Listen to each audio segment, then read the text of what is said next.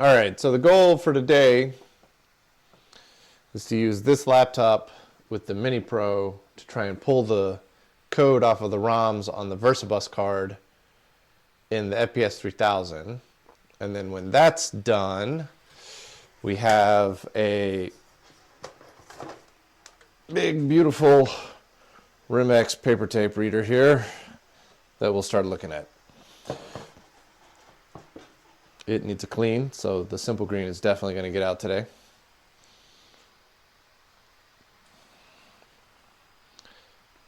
Let's bring these guys around here.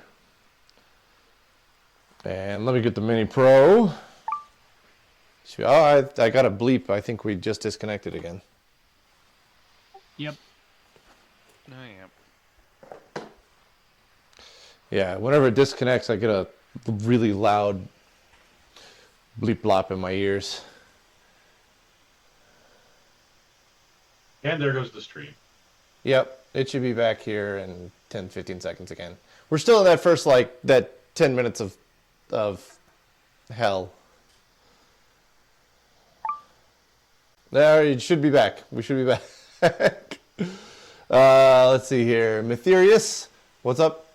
And BBM Donut, thank you for the Prime sub. Let's go. We're still in that first 10 minutes, so I'm expecting fully one more crash on the stream. And then maybe it'll, I don't know, smooth out. And dang, I just noted a huge dirt dauber nest inside of the Remex paper tape reader. That's going to be a fun thing to clean up. At any rate, how y'all doing tonight while we're sitting here burning time? What are y'all up to? So far, so good. Anybody working on anything exciting? No, I was just cleaning out stuff out of the system, or not System 34, my 1134. After I blew up the PDP-10, I checked the power supply on the 1134 to see if I could substitute one of its regulators, and it turned out that it has a blown regulator too. But since it wasn't driving anything, it's gone unnoticed for God only knows how long. Okay, questions, but first, Duquesne3K, thank you for the Prime subscription. And what's up, Kotoduka? And Hecky Bus, how you guys doing? But also, you blew up the PDP-10? I must have missed something. Yeah, I made a stupid mistake. I got lazy and impatient, and I blew up my PDP-10. What happened was I had it up and running diagnostics. Everything was going okay, and I was going to close the rear door, and I realized I'd left a mass bus cable connected. And so I thought, well, the mass bus cable had nothing on the other end of it, just an open cable. And I thought, well, I'll just disconnect the cable. It uses a zero insertion force socket. You just turn a latch to release it. I'll just undo that and plug a mass bus terminator in there. And when I seated the terminator and closed the latch, I either shorted something somewhere, or just the termination power coming up as a surge was too much, and both of the 5-volt regulators in the unibus were blown out. I haven't yet determined how much damage was done to the boards there. The processor continued to run, though. It just logged a bus error. And so I started trying to figure out where the bus error came from, because I didn't connect 2 and 2. So the diagnostics continued to run, but without any response from any of the unibus devices for about another half an hour before I figured out that the breaker on the unibus had tripped and shut everything down. So at the very least, the processor and the really irreplaceable stuff in the processor are still good. Well, that's good, at least. Yeah. Sounds like it might be primarily power supply related. That's what I'm hoping for, but in order for it to reach the power supply, it had to go at least through the mass bus interface transceiver boards, and there are two main control boards in the RH11, and at least one of them has a dead short from 5 volts to ground somewhere on it. Somewhere between the two. If I remove either of the main control boards, the short goes away. So either one or both of those is damaged. But what I do not know is if I damaged the Unibus interface board in the processor. If I damaged that, game over. I'm in deep trouble. I'll either have to some person will have to decide they like me enough to give me one indefinitely for free, or I'll have to try to repair it again. And this board has been repaired multiple times now, and it's not in good shape. Or I'll have to come up with however much money somebody demands for one, and I do not expect that to be a small number. But people have already promised to at least loan me parts for debugging purposes. So if it does turn out that I blew that up, I'll at least be able to prove I did it and know about it. Well, start with the easiest, cheapest solutions and work your way towards the expensive ones. You might have just totally lucked out. Yeah, I might have gotten lucky again. This is not the first time I've done something boneheaded and destroyed this machine. We did the same to the G15 on last Friday. Yeah, I heard that, and that's about the same time this happened too. That was just that was just a thankfully, crappy day for all around, it seems. Yeah, or at least that week was a crappy week. But the guy who runs VarX, which is a very old DEC VAR / reseller, has a couple 5-volt regulators that are new in the box, untested or anything. They came straight from DEC before DEC ceased to exist. And I talked to him, and he says that when he gets back from his pre-Christmas vacation, that we'll talk, and he can possibly cut me a deal. Okay. So I would get 2 regulators that are new in box that I could compare to the 2 that it looks like the 2 that I pulled out either have the same fault, or I'm testing them wrong. But the big issue with them is that they used some pretty beefy solder traces, and I don't think my iron is going to do good enough to try to desolder components from this critter. I'll have to try it and see. But I didn't want to try it when I only have 2 of them and I need both of them to work. That assumes I have a 100% success rate, which is, I don't think that's realistic. But when I get 1 or 2 spares, then I can risk one to determine what I can get away with and what I can't. So the plan is to buy at least 1 spare, and assuming the spare doesn't just power up and work, which would be nice, but I don't expect it. Assuming the spare doesn't power up and work, it's probably not failed probably failed just from sitting in a box for 40 years. So hopefully it will have a different fault, and I can get some differential diagnosis going on. Well, hopefully it doesn't take much. That's what we'll keep our fingers crossed. Yeah. But yeah, the 34, the 1134 has a similar issue. But the good news in that one is that the regulator that blew up in it apparently blew up years ago and wasn't noticed because there was never a backplane there. It may have even blown up when it was in production use by its former owner. It was originally an assembly line automation machine, and it had a custom analog to digital board in it, in place of where I took that out because it was no good to me, and I ended up selling it back to the original owner later on as a spare. because they blew one up. And then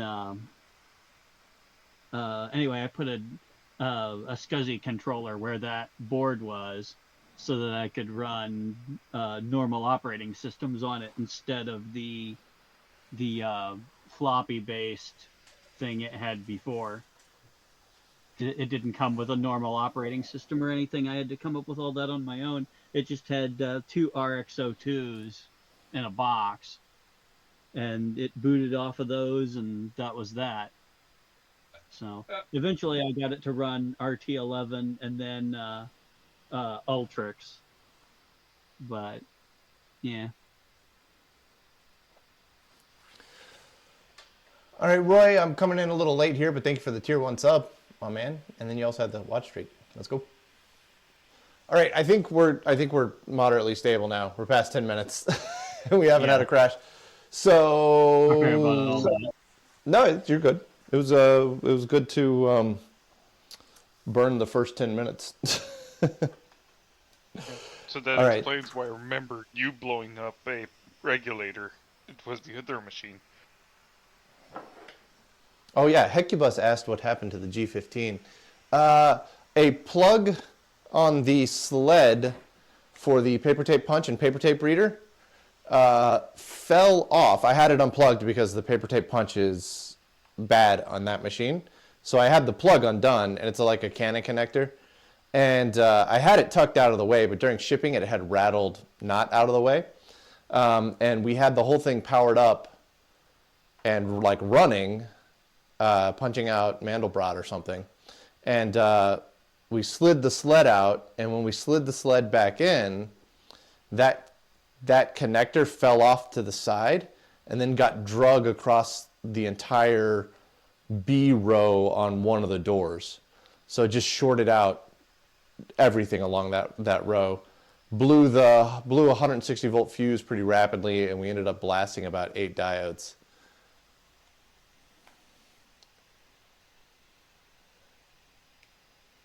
Oh yeah, Bowser, I'm gonna tell. I mean, it's there was like 300 people that came through, so it's not really a big secret what we did. I'll own up to that mistake. People are gonna go nuts, but we got it going by Saturday morning, and it ran flawlessly for the rest of Saturday with like 0 problems. So, you know, accidents happen, and you just sit down and fix them. That's what it takes. Well, not only that, the museum staff got some on-the-job training on how to handle something going wrong with the machine. Yeah, they didn't hang around and watch us troubleshoot. They were too busy doing other stuff. But the 40 or so people, 50 or so people that were watching us at any given time got to see how painful it is to troubleshoot that thing and follow problems around. Like we didn't have the diode tester at hand, so we were trying, because I left it here on the windowsill. So we were trying to find the bad diodes by following the logic, but that's like incredibly time consuming. And then finally at about 10 o'clock at night, one of the staff came by and was like, I think we have a spare diode tester. And he like went into storage and found a spare diode tester. And so we got a bench supply hooked up to it. Huh? Yeah, I thought they had a second diode tester. It's just theirs didn't have a power. Yours has the modified power supply. Theirs doesn't, because you were talking about making them a power supply.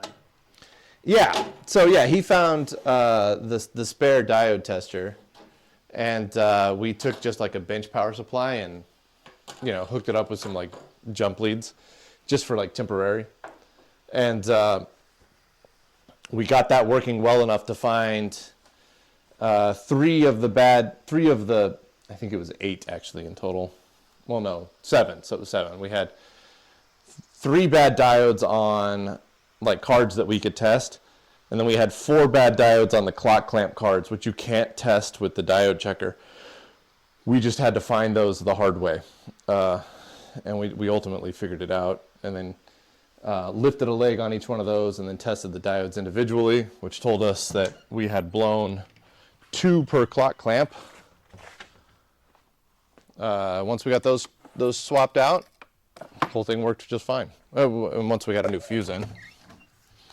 Yeah, the reason I said that is because at one point I remember somebody in the comments asking if you had the diode tester with you, and I said probably not, but the museum has one.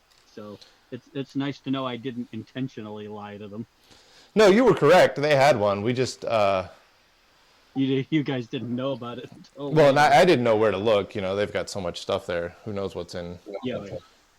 storage and I what wish I isn't, had right? that problem. Wish I had that problem again. Yeah. All right, let's see if I can remember how to use Mini Pro on Linux. I think I might have to watch my own video again. All right, Yeah, well, you first of figured it all, out. You can figure it out again. yeah, let's go ahead and pop one of these guys out, see if I can figure out what they are. Because if I don't know what kind of ROM they are, I'm never going to be able to dump them. So this is the VersaBus single board computer that I think, well, we're like learning stuff about floating point systems on like a daily basis. So we think that this is going to be a single board computer that is a control processor for the XP32 MIMD processor that's in the FPS 3000. It is an AM27256. That should be imminently and easily dumpable, but I got to figure out exactly what kind did it. I got to figure out what the thing that I have to put into Mini Pro is. It's been a while since I've done this. I also have to figure out the list. Is it this? The list of, oh yeah, there we go. All right, so the actual name is going to be an AM. They may not have the 27C256 on here. I may have to do a 28C256. Which again, if I'm just reading it, should be identical.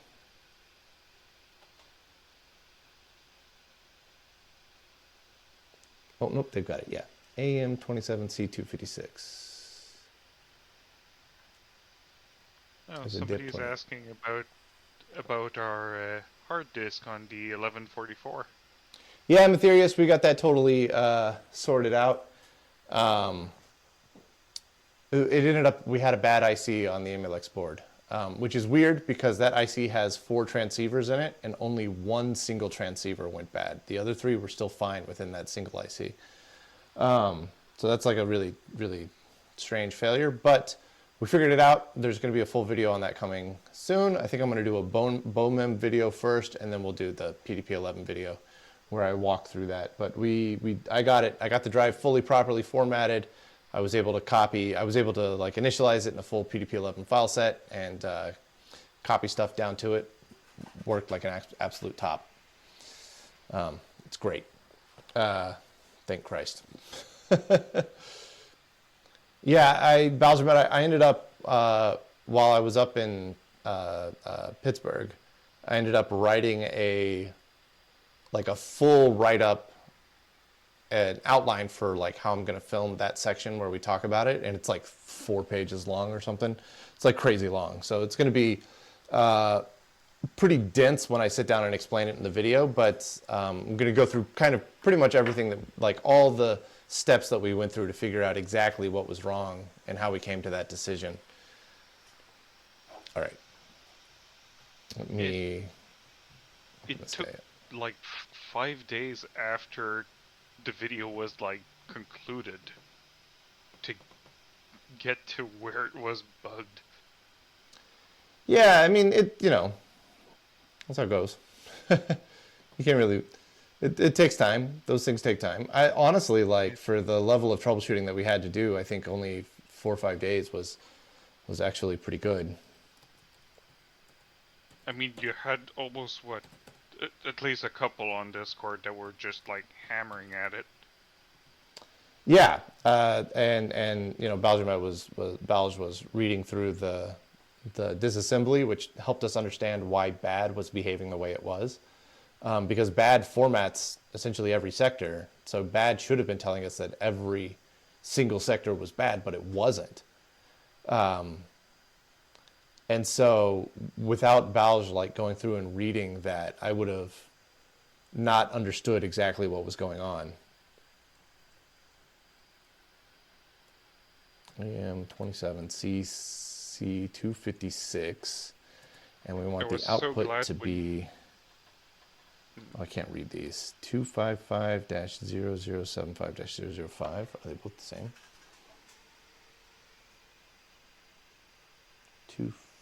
225-0076, 225-0075. All right, I'm going to name this 225-0075-005.bin. Let's see if my Mini Pro, oh, I got to get an R in there, a -R for read.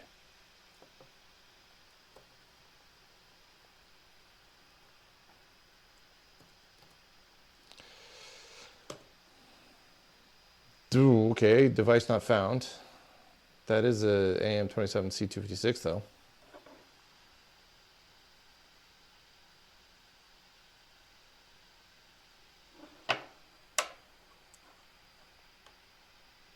Found the programmer at least, so we got that much going.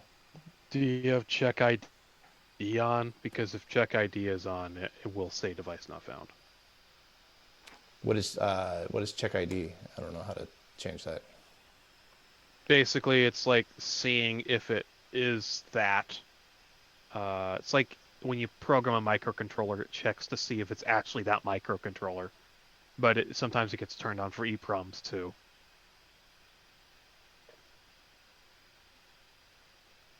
But this is using some weird command line version of Mini Pro since I'm on Linux.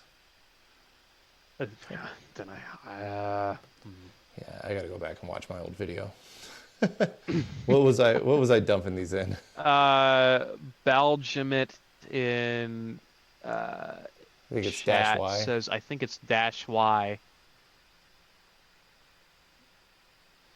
Hang on, let me go back to my content here. What was the video that I was using this in? Oh, maybe that was, I bet you that was a TMS homebrew. I bet you it was. I don't think you went in depth though. Although my memory's been I pretty did in shot one of them. this week. I don't remember which one it was. I bet you it was the RAM one where I talk about writing, but I don't know if I talk about reading ROMs.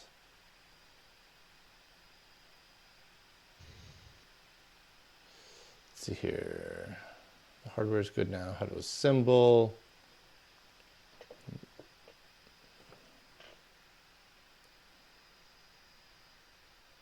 Yeah, boy, dang, Pan and Brain. That was an unbelievable. Did I get that right? Banana Brain. Nice. That was an unbelievable grab. Yeah, that was Les Claypool on Rick Beto's channel. I've been watching the shorts of that and parts of the long interview whenever I can. But Les Claypool is awesome. I don't even know that name. So he's the brain behind Primus. Oh, okay. Bass player. Yes. I musician names escape me a lot. Rick Beato has actors. some of the best interviews out there. His interview of Sting and David Gilmour are probably the best interviews that have ever been done with those artists. I believe I've watched the one on Sting. Sting is a notoriously tough interview because if you ask him anything about when the police broke up, he immediately shuts down and doesn't want to talk anymore. Nope, Yep. I've definitely got that right. So maybe I've got my device typed in wrong.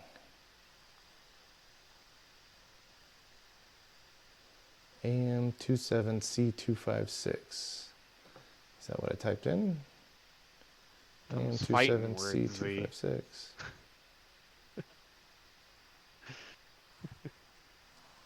Oh, I'm missing shenanigans in Discord apparently. Z and Twitch said Primus sucks. TM. Well, if you're a Primus fan, that's what you say. I know, Yes. I'm joking. Primus is That was from brilliant. That was from their early shows. The audience would yell at them, "Primus sucks," and then they embraced it as a badge of honor. Yeah.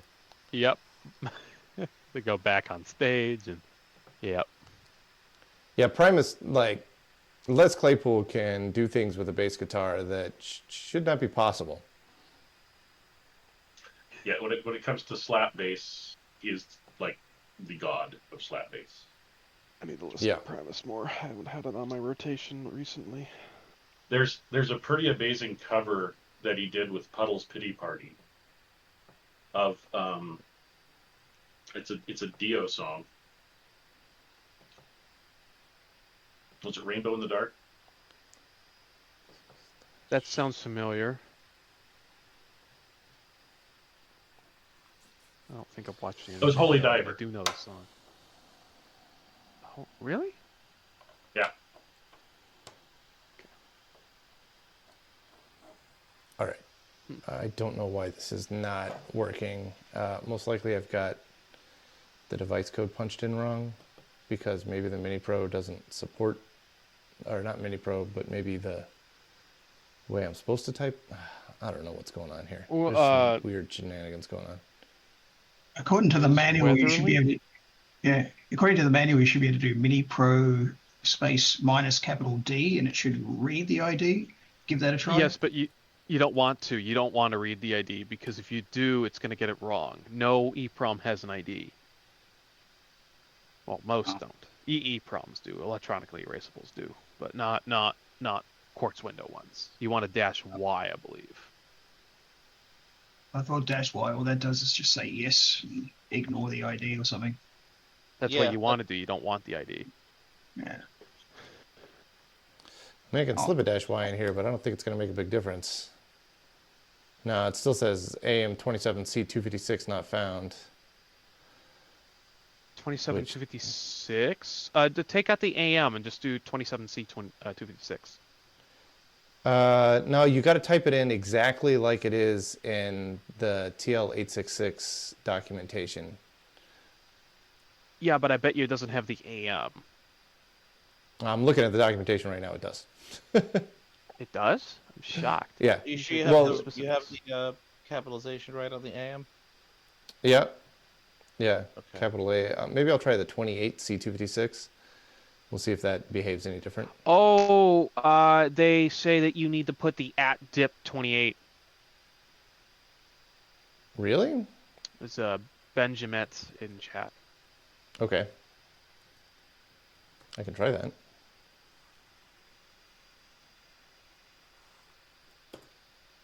I've realized that. Ooh, in the that's a past new one. it does- Invalid chip ID expected. Use -Y to Okay, now continue in a put the way it dash. don't exist. Man, I didn't have to do this before on different ICs. That's kind of wild. Okay. Yeah. All right, we got a chip ID mismatch, but it seems to have read.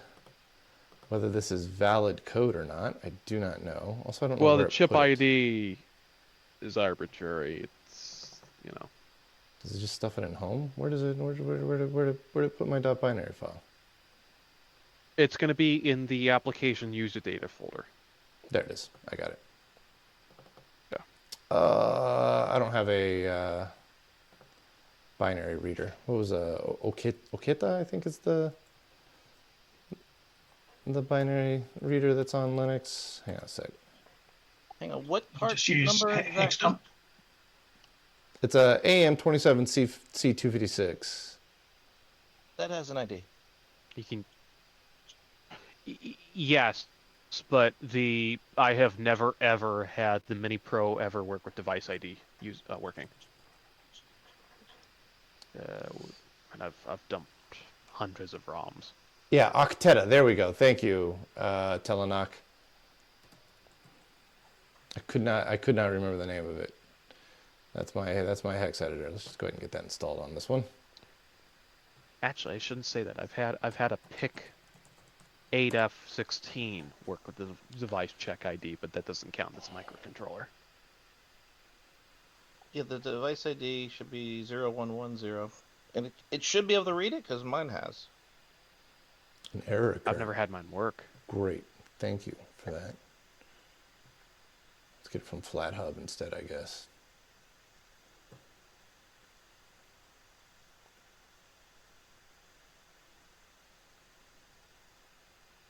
Although I think my B&K Precision EPROM reader Ooh, actually Eclar works with does device have ID a at dash L. So do I just type Mini Pro dash L? Let's try that. Mini Pro dash L. Okay, I don't know. Capital dash L. That's what I put in, capital L. And it came back with option requires an argument. Well, you need to load the Oh, partial Use number. the Gotcha. lowercase. AM27. Okay, that's a lot. Okay. Yeah, there's a lot of different. Yeah, AM27 C256 at DIP28. That's yeah, that's what I did, but it comes back with a an ID error. And I would look at what the binary is. I'll just go ahead and drop the binary into Discord because it's taking forever to install Octeta for whatever reason. So if somebody's got a binary reader, give that a read and tell me if that looks correct. Also, that's 32K. I feel like it's in. Yeah, it should be in Friday Night Twitch. I feel like 32 kilobytes is too small. No, that should be right for 5056. Is it a 32K? Yeah, sounds right. 32K byte, yes. Okay. Pro programmer. Yeah, 256K bit divided by 8. Yeah. Okay, there we go. I'm always bad at that math. What's up, G It Paradise? looks like data. Okay. I mean, are there any like strings or anything in there? It's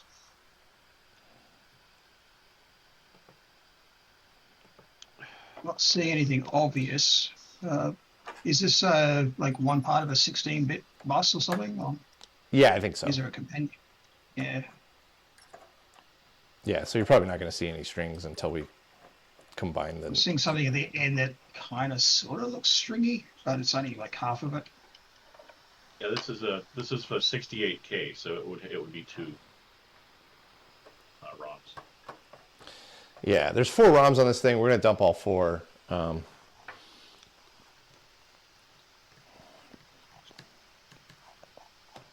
Just because this is something that needed to happen. So this is 225-0076 instead of 75. So this will be the sister ROM to the one that you guys just received. There's a lot of blank space at the end. Just updated the hex version of that first line. Okay, there's the sister ROM to that -0076. I don't have an assembler. I don't have an interleaver. Gotta love the purplish ceramic and gold MC68000 right in the foreground. Oh yeah, I think it's beautiful. Yeah. Did I get that in right? I think I got that in right. Something doesn't feel right on it.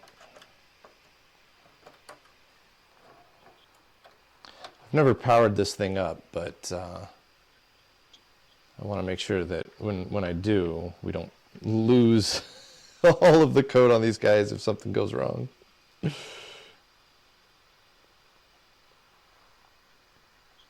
We don't want to end up like the Remex. Yeah, although we might be getting lucky that Remex has a binary file on BitSavers, which may be exactly what we're looking for, you know. Yeah. I think there's a pretty good chance of that. Looking at the schematic, it's the same CPU board for all of the different things. It's just different on the I/O board. And I think the one that's on BitSavers is for the serial version. So if you finish the serial conversion, it might just work. Yeah, we'll have once I get into it, we'll find out what's been going on.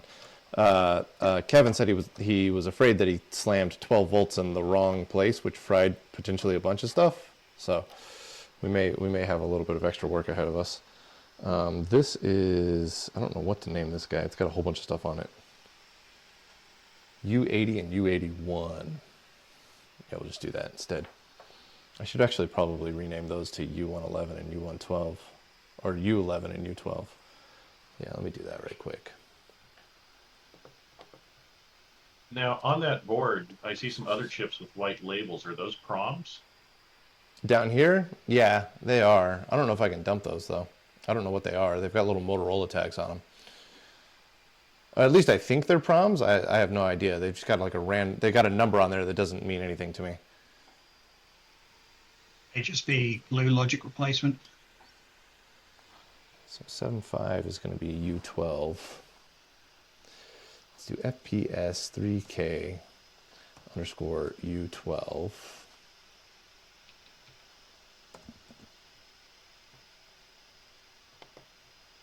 Let's rename U to FPS 3K underscore U11. U11 should be that one, yep. And then the next guy here is U80.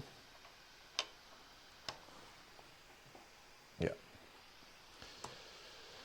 And I have no idea what these are. Because they got a big old sticker over them.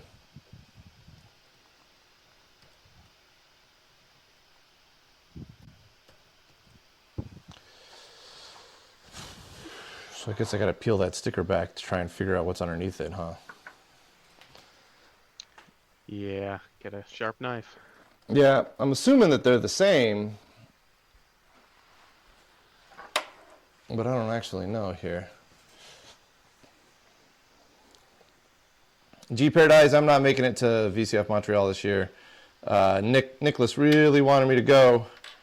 But it just too much stuff going on at once here, and I just couldn't swing it this year. But it's the first year that they're doing it. Yeah, Charles, they might be gals. You might be right.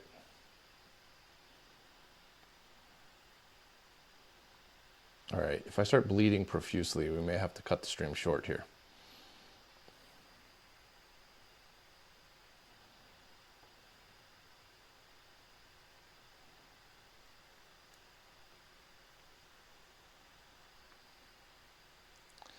See, yeah, If you places have- of glue logic. It might be just a.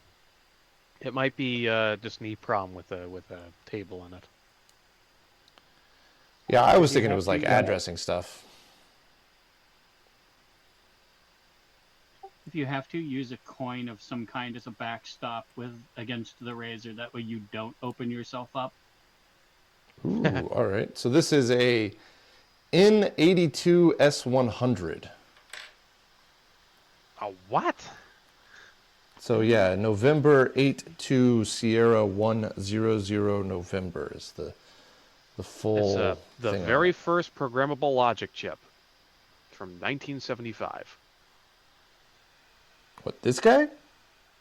Yeah. Has a much later date code on it than that. It's got a date code of 1984. Well, Well, it's 82 S100, right?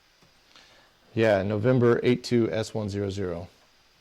It's a Signetics 16 by 48 by 8 field programmable logic array. What's So that- what's interesting is the first search result that came up was for a Commodore 64 PLA. Yeah. So those are I can't dump those then, huh? No. Well, that's fair enough. Here, I'll put it in chat. I'll put it in chat for you. Usagi, this chat. No, It's no, on but DRAM. with the right equipment, you can build a logic table for them. They're 16 input and 8 output. Yeah, DPAL I think does it. Probably. Yeah. Well, either way, we're not getting it with the Mini Pro, so No. I'll see if I can get this. Although it sticker does back do on some pals and gals, but not that one probably. Well, you actually. So we just gotta hope that those aren't bad. Also, don't put it in backwards. Let's not. Yeah. Yeah. That All right. Well, in that also, case, that means that we just have two big ROMs on here. These two C256s for 32 kilowords, and then we got these little guys here, but we don't know what those are.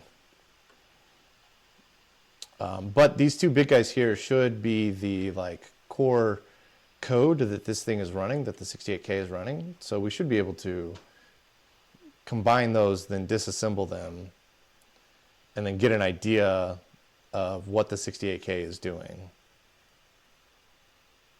within the FPS 100 system here. There's about a million jumpers on this thing, and I have no idea what any of them said.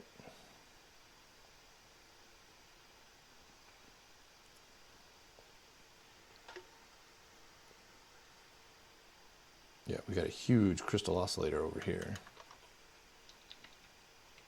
It's a really neat board.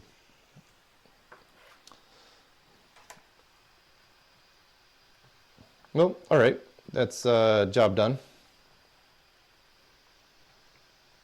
Now we can move on to other things.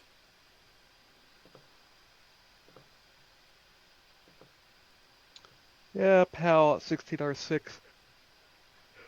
But I believe the 16R6 is obsolete by several years, I think.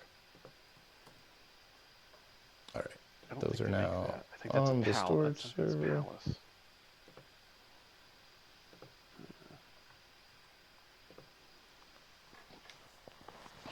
All right, put the sharp thing away before I bleed. Come on, if you accidentally cut yourself, that means that the job is not cursed anymore. Yeah, You yeah, all we have to people make should a know this. blood sacrifice. All right, well, TL8662 did its job. You got what? I merged them. I have a few readable strings. Ooh, what do they say? Prog, PROG, user, HXP3, AXP3, STCK. Nothing. I haven't run into anything cool yet. All right. Yeah. But at least I know it's correct. Yeah, Yeah, that I means did the that- merge too, and I'm also getting those strings. I just put the joined version up on the chat. Okay, cool. Oh, excellent. Let me try to open that up in Octeta. We'll give Octeta a test here. I really got to clean up the desktop. XP4i. I don't know what that is. It keeps showing up. What, huh? XP4i. XP. Who? Oh.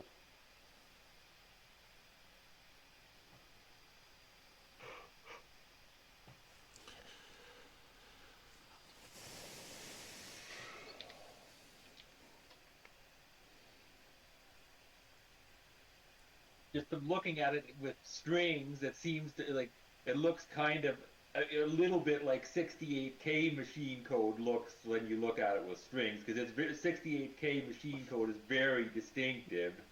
It has lots of like NU sequences. I mean, it is 68K code, Oh, so it is that makes 68? sense. It Yeah. is? Yeah. Yeah. Big old beautiful ceramic and gold 68K right there.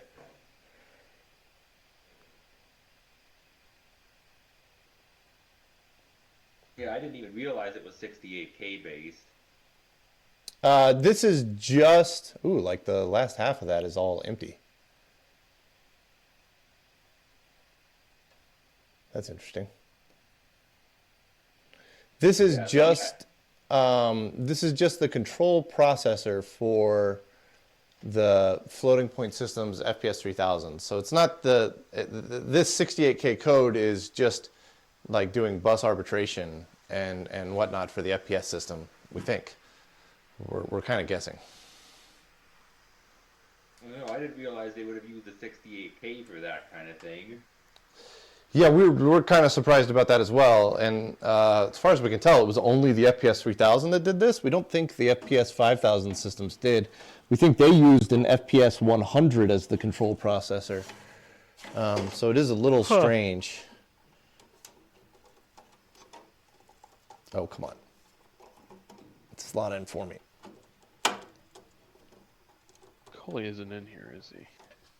Yeah, Coley and I have been going back and forth about this all day. I mean, late yesterday I was talking to him about it before he ended up going to bed, and his FPS, he's fairly confident that he's got a workable program that can make a backplane on a whim for whatever card you specify. But the thing is like the reason that Coley was going down that path was because of my FPS 100 that we thought we needed a backplane for. Right. He's just doing it for fun at this point. I think he's doing it because he feels bad that he got that FPS 100 and I didn't. Yeah. So I think he's trying to, maybe help me out or something. But I don't think we need to do that anymore. The more that we learn about this FPS 3000, the more that we think it's a standalone system, which is why they've got that whole VersaBus thing going on. Right. In which case, I would just eliminate the FPS 100 altogether, and we would go full MIMD on the FPS 3000, which would then open up a little space, and I could fit the dual floppies back in there. So we could have the hard drive, the TU-58, and then dual 8-inch floppies with an FPS 3000, and it would still be a very capable system. I mean, he is he's doing it for preservation as well. Like he's gonna make a backplane analyzer to just beep out his whole backplane as well. So like making a backplane analyzer, I think is good. I think that's like a good call because knowing the wiring of the backplane is going to be important, I think, although, I mean, I wouldn't do it because we know the pinout of all the cards based on the schematics. So, that tells you what the backplane wiring is. But making spare backplanes seems like a waste of time, in my opinion. If it's not something that we need to do in order to get a machine going. No, I know. I think he's doing it more for the fact that I think he's gotten his hands on several cards, but don't quote me on that. No, he's got his hands. Well, yeah, I'm the one that helped him get his hands on those cards. But he's got his hands on. Let me shut this guy down. I don't think we need you anymore. It might be good. I know to he's pull got up a whole schematics thing, but I think he's gotten in touch with someone that has more cards, but he hasn't really said anything. Yeah, no, he's got almost enough cards to make a full AP 120B, and he's got an AP 120B backplane as well. Right. So yeah, no, I can he's got a lot of stuff in the FPS realm. I mean, he doesn't have an FPS 3000, so that doesn't particularly help us run down the same path. But making a new backplane for an FPS 100 when he already has an FPS 100 is a waste of man hours. And so I said that yesterday. I was like, I think we should stop running down this path. Particularly because I don't think it's going to benefit me, and why does it benefit the guy who already has one? That's like it's like trying to build a new unibus backplane when you already have a unibus. Right.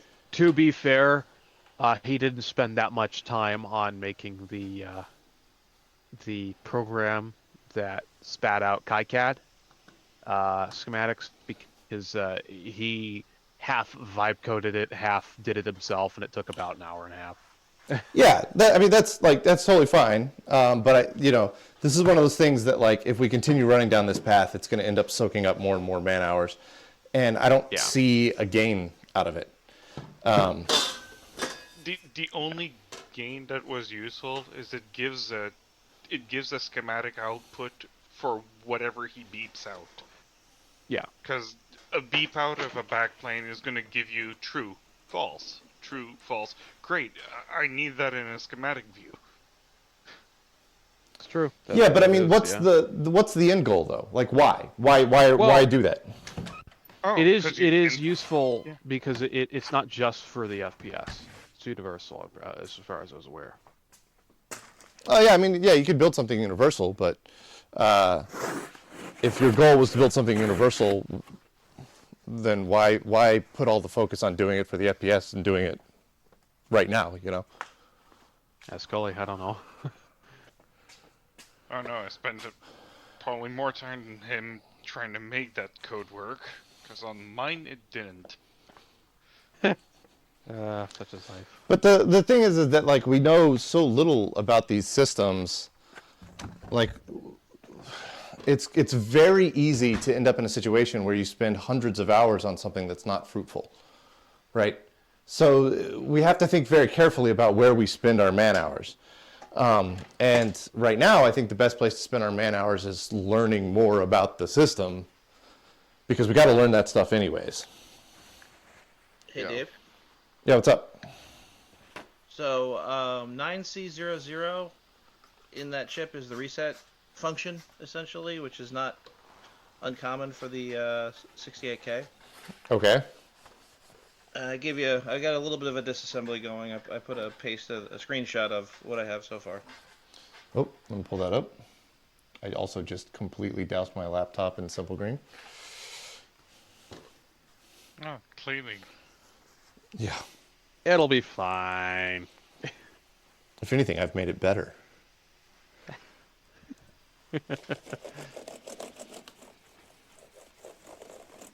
Good. And Gonna been see a cleaning it chat pop up of just yeah. Yeah, I was gonna say, Discord. I just hit just about every button on there. Okay, so we do have a little bit of a disassembly started. That's good. Basically, I mean, and this isn't. I'm not a 68K expert. I've played with them a few times, but I chucked it into Ghidra, and at least it makes sense, you know. So at least we have a starting points. Okay. The big thing that I mean, top priority was getting them backed up in case, you know, they burned up or something, right? But second priority was trying to figure out if this is going to try and put something into a higher address space than the PDP-11 interface card is capable of, because we're kind of doing a mix match of things. Ooh, this thing has a broken leg.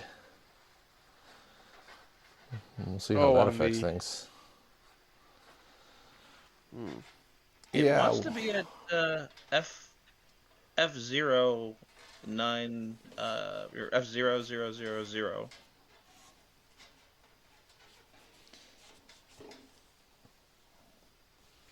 Let me get a picture of that. That's painful. So if we use this thing, we either got to figure out how to repair this or be very, very gentle with it. Is it something that a 3D replacement, a 3D printed replacement can be made? Maybe. I don't know how far apart. I think we got to get further apart to properly assess. I just posted a picture of it up in the Discord Friday night Twitch chat.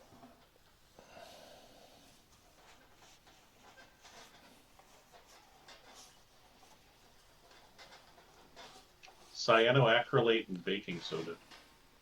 What broke? The hinge Yeah. Not on seeing the right in the picture. Oh, do you have zip kicker? I do not, but I do have super glue. Baking soda does the same thing as the accelerant. Yep. All right, that's a problem for a different day. Future date. That's intact enough. Just some super glue might fix it. Yeah, I think I got to get it apart a little bit so I can get things lined up correctly to get the super glue on it. We have a collection. We have a collection of stuff here on the inside.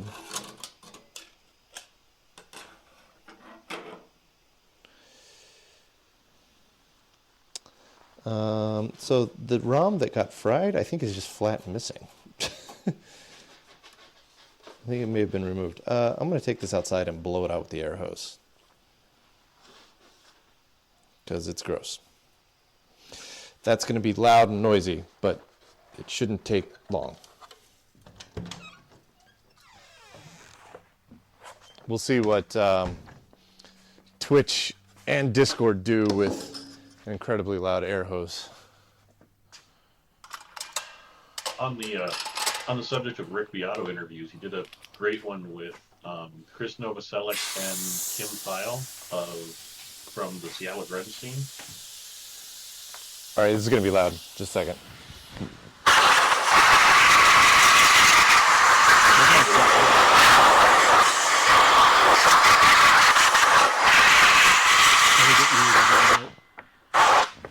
Yeah, I got most of it.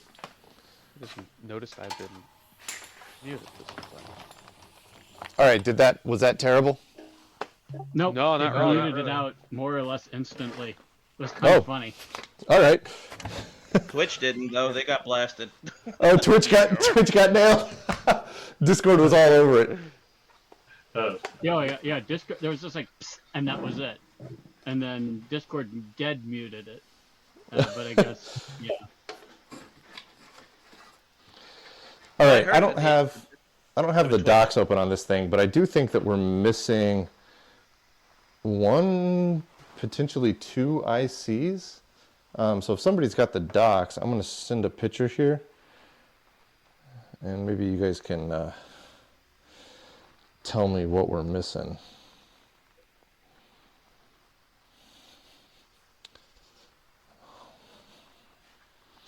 We also have these extra cards here, and one of these, I think, this guy was meant to be, boy, it's got some weird bodges on it. That was meant to change it to serial, RS-232 serial.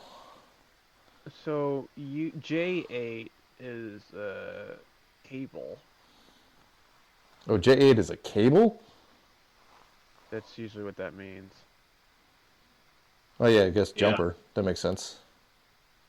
U6 could be anything. But that probably is in relation to J8, and that must be an option. It might be a UART.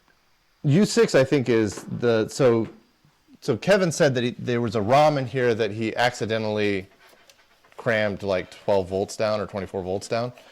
And fried it completely. So the fact that U6 is missing would lean into... Potentially that is a ROM that has gone missing. I think that's definitely where the ROM should go. Because of the 839, yeah. So this is the original board, the Remex board. I can get that plugged in and we can potentially burn a new ROM, ignoring this RS-232 thing that's going on here. But I don't know what the pinout of this is and what the output of that is supposed to be. And how we would potentially get that hooked up to anything else. It looks we could try this UART board that was built. It looks like it's complete, so we could absolutely give it a shot. I mean, there's some pretty heavy duty bodges going on it. Yeah, maybe make sure the 12 volt is not going towards that new EPROM. Yeah. But I mean, I can totally write a new EPROM. I just need to know what it is. What do the docs say that EPROM should be? 74 LS 374. That's a bipolar ROM. If that's truly what that part is, that's a bipolar. Anything with a 74 series is a ROM, is a bipolar.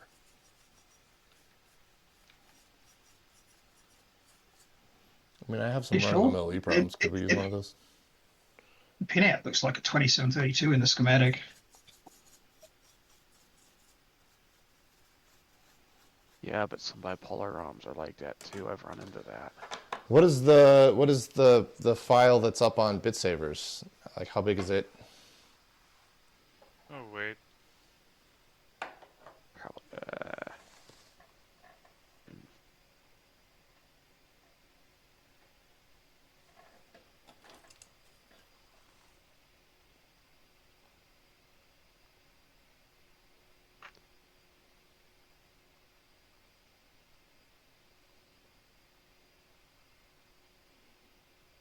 come on, eBay seller. Did I read the wrong part? Yeah, I mean, if you read the wrong part, that would make sense. But I have seen bipolar ROMs be that big, but they're not. That's not common. All right. Well, let's see. What does BitSavers got up here for the firmware?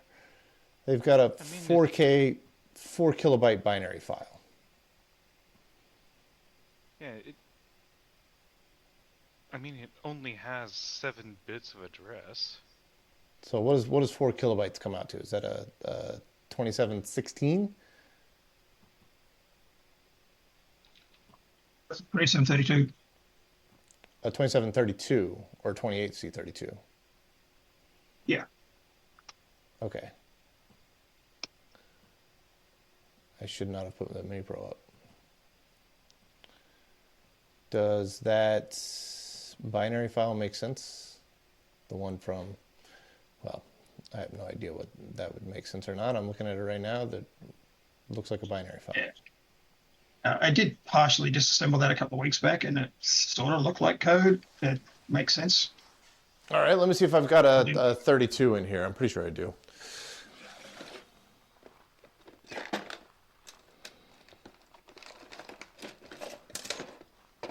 Oh no, I may have to get my EPROM eraser.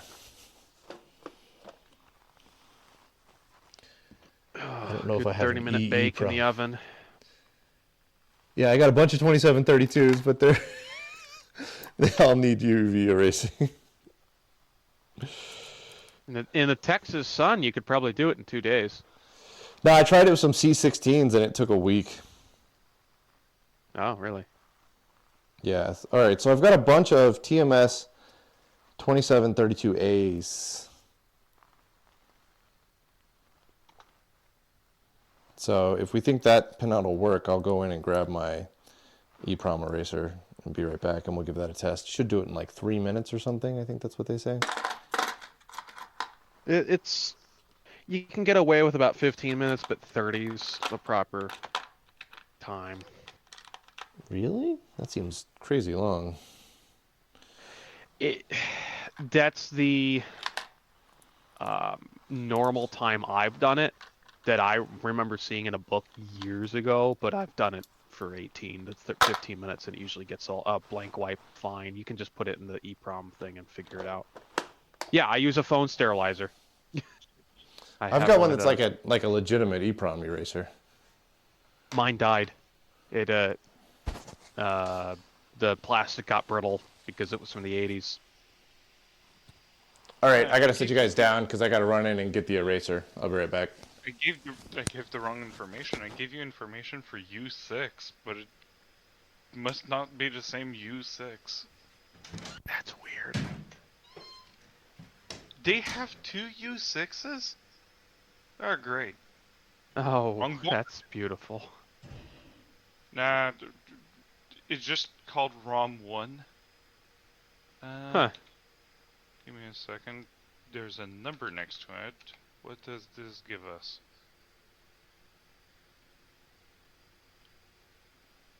One 135.405-02. Yeah, I think that's the part code number for the pre-programmed ROM that they used. Yeah. It's way bigger. It's 12 bits of address. Yeah, KD5TKR. Mine's a phone soap brand. I got it from Goodwill during everyone dumping all their COVID stuff. It's 12 the bits is 4K. actual germicidal tube. 12 bits is 4K. That's the 2732. Yeah. That sounds right. The way this microcontroller works is weird. It's got 8 address lines, but then it's got GPIO pins providing the high bytes or something. So, very strange thing. Yep. Cute. Save a couple chips that way, actually. Happy we don't have to replace the RAM. It's a weird one. Oh. All right, tag team's back again. Checking direct, so let's begin. Party people in the party, put your... Yeah, the RAM is a non-volatile SRAM. Ooh. Oh, are we talking about what's missing on J8? No. No, that was fine. It might be a debug header. Oh, okay. So really the only thing that we're missing is the EPROM. Which is a 2732, it seems.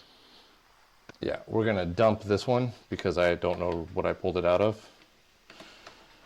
And then we're going to toss it in the EPROM eraser. You got the Chinesium one. I had one of those. Yeah, I've never used it. We'll see how it goes. Came with a bad tube. And then I opened it up and noticed they soldered directly to the ends. I'm like, I'm done with this. I think I turned it on once, but I never used it. Well, hopefully it works. Otherwise, we're not erasing an EPROM today. On a positive, J8 reference diagnostic port. Oh, cool. All right. This Should is work. what Just don't have the drawer open when you turn it on, because obviously there's no safety on that.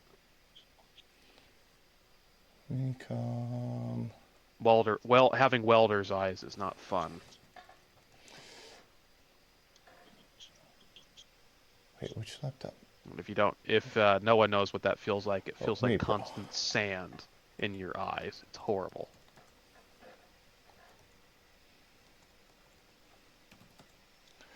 I scratched my cornea once working on my Jeep off-road in some sand in Utah, and it felt like I had sand in my eye, but it was actually a scratch.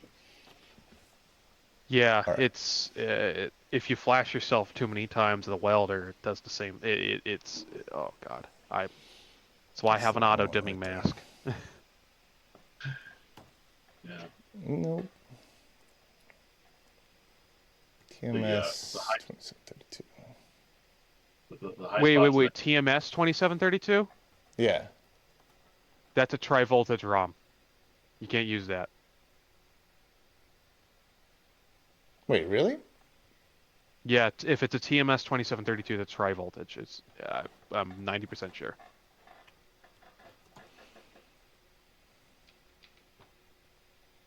Let me just check, but I've had this issue before. TMS 2732A single 5-volt power supply. I don't know where you're getting this tri-voltage thing from. Then it might be the 2716 that I'm thinking of. 21 volts power supply required for programming? Yeah, it's an old ROM. You might not be able to use it with that. Yeah, we may not be able to program it with it. We'll give it a shot, though.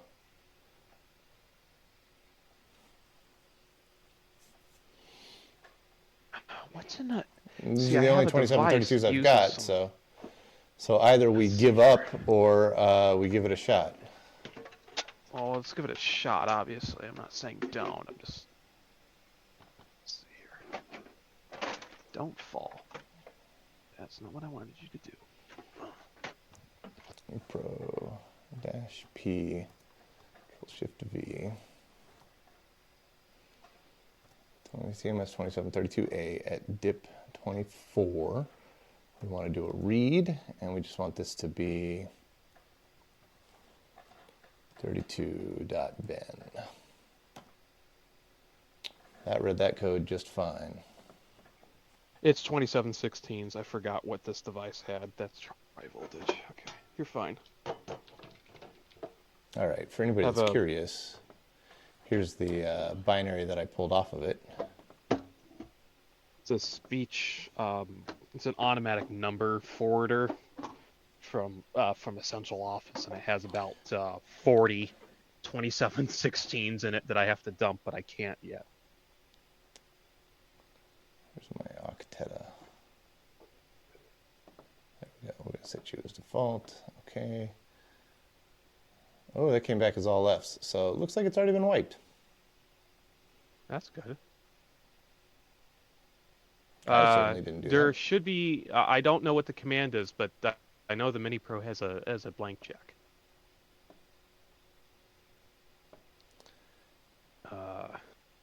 I mean, I just pulled it Well, off, it's and betting. it just read as all Fs. So I'm pretty sure that's that. I think, man, it'd probably be dash B. What was this? 1, 3, 5. All right, let's just try a right. Let's Does it do an uh, automatic verify? dash W. Well, I'll read it back if I need to.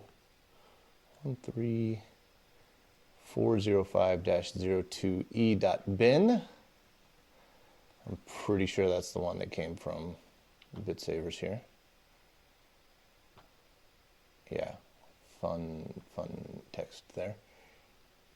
Yeah, for the fun of it, this is what they use as RAM. Ooh, verification failed at address 0x00. File equals 0xF5, device equals 0xFF. So I'm getting 18 volts as VPP, but that may not be enough to program it. No. It needs to be at least 20, almost 19, I think, to be even close.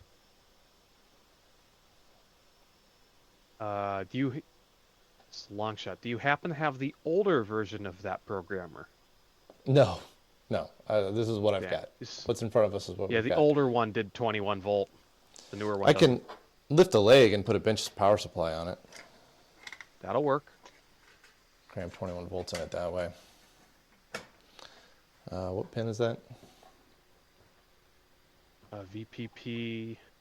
TMS. It's going to be 20. pin 20.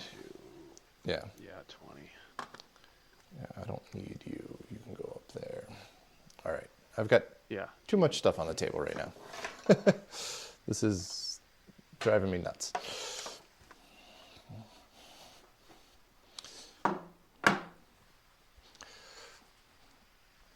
All right, let's get you just out of the way for now. Oh, hey, there's something in here. What is that? Is it your free prize Oh. in the Cracker Jack box? There we go. There's the missing ROM. Oh, U6. try reading it for sure. Yeah. We're going to absolutely try reading this thing. Yeah. And I also we have can a- compare the blown up Spare state to the CPU? file. Yeah, I also have an NEC D8039. I don't know what that is. That's the CPU that sits right next to it on that board. Oh, okay. All right, so what exactly are you? Time to get the sharp thing out again. Blood for the blood gods. Yeah. All right, there it is. Remex, copyright 1990, U6. I mean, he said he was pretty confident that he fried this thing, so. This is an M2732A. Looks like a Signetics chip.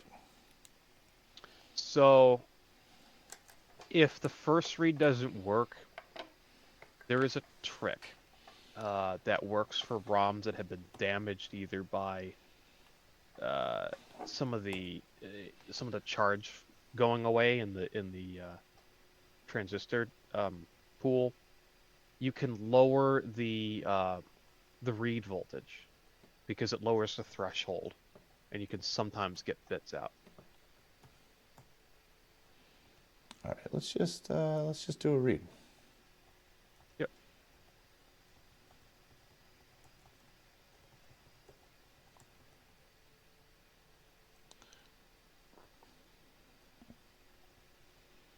Maybe it just came back after all these years. Or, maybe something happened that we aren't entirely positive of what it was. I'm just going to do a generic 2732 at dip 24 here. Maybe we'll slip an A on the end. 2732A at dip 24. No, I mean, maybe it's entirely possible that it was never fried in the first place and something else was going on. Let's do Remex underscore U6. We'll see if it even reads. Well, Yeah, reading it might code. go over current error. No, it said okay. That's good. I'll go ahead and drop this into, I haven't even looked at it yet, but there you go. That is full of code. Really? That's interesting. Let me pull up the other one. Desktop Remex U6. Open. That is most definitely full of code. You're not missing rows. Okay then. I'm still fighting with how to I use see a lot of Octella. FF though. Well, let's compare it. I want to compare it against the other guy. Yeah, those are identical. So we never All blew right. it up. Okay. Yeah, let's go. Let's see. Surely there's like a compare tool in Octella, right? We're gonna check some. I mean, HXD on Windows has this like great compare function where you just compare two things, but I don't know how to do that on Octella.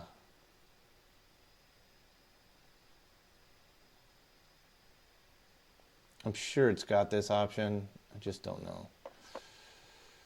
There are differences that I'm seeing. There are. I mean, that Like could be whether or not that's corruption or it's just parallel versus serial version of the ROM or something. Yeah, it could be like a revision thing, right? Oh, well, also it helps if I've got, hang on. Then this is hyper annoying. Hang on a sec. I might have been looking at the wrong thing here.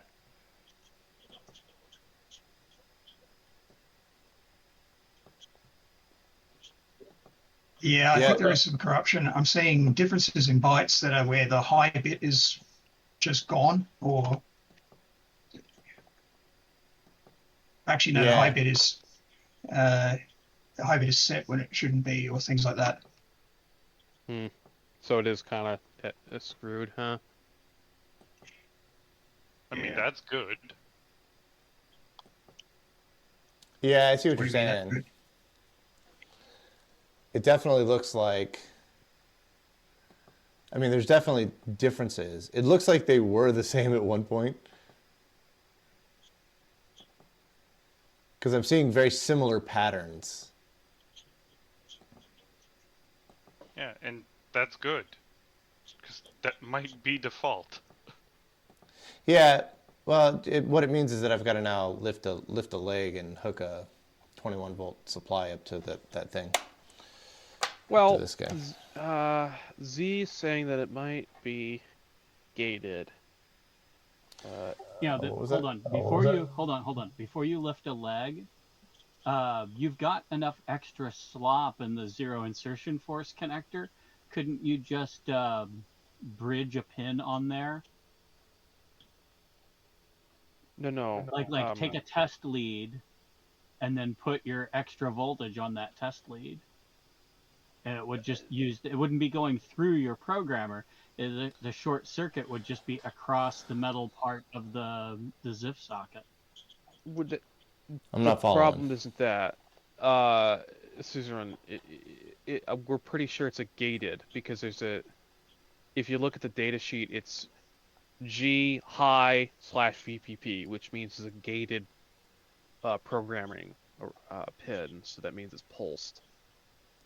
Oh, so the high voltage has to come and go. Yeah. I just got the leg lifted. It's fine. It was minimal effort. Let's see if it works. I don't think it. Be happy about this, but we'll find out. I've got a bunch of these, so if we blow one up, then whatever. I've got like 8 more. Yeah. I'll I put thought we enable didn't and have 21 volt. I thought we didn't have the contents of it. Oh, we do. Oh no, we got the contents. I just got to get the contents onto the ROM itself, you know. Oh, all right. Okay. I thought you were trying to do this to get it to dump. No, no. we successfully we haven't had any trouble dumping. It's just the No, writing. that's my issue, Suzerain. I have about 40 2716s that are tri-voltage. Yeah, they did wacky stuff with the older ones. But I thought you were just trying to get a higher VPP. And so what I was thinking of is if you're just off by a couple of volts, all you have to do is raise it a little bit, and then when the drive from the programmer went away, that should drop it back down below the threshold. But if it has to switch at gate speed, it's not going to slew fast enough. Yeah. Also, Z, that actually wouldn't work for me because it doesn't provide the negative voltage. All right, let's go back up to here. Let's go back to our right. That guy right there. We're going to turn you on and set you to 21 volts.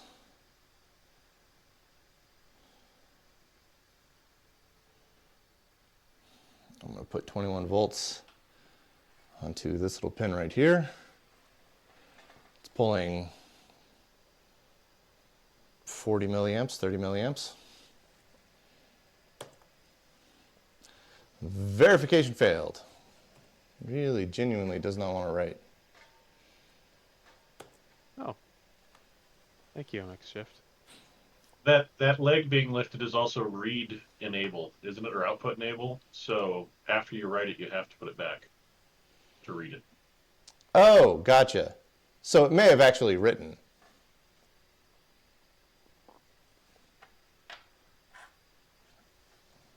Yeah, read it again. See what you get.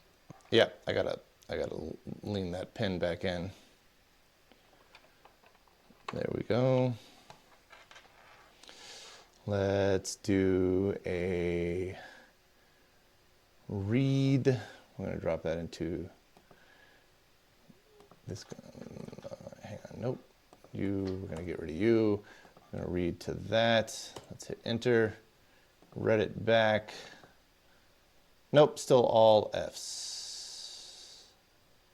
Except for the first bit. The first byte went to F5.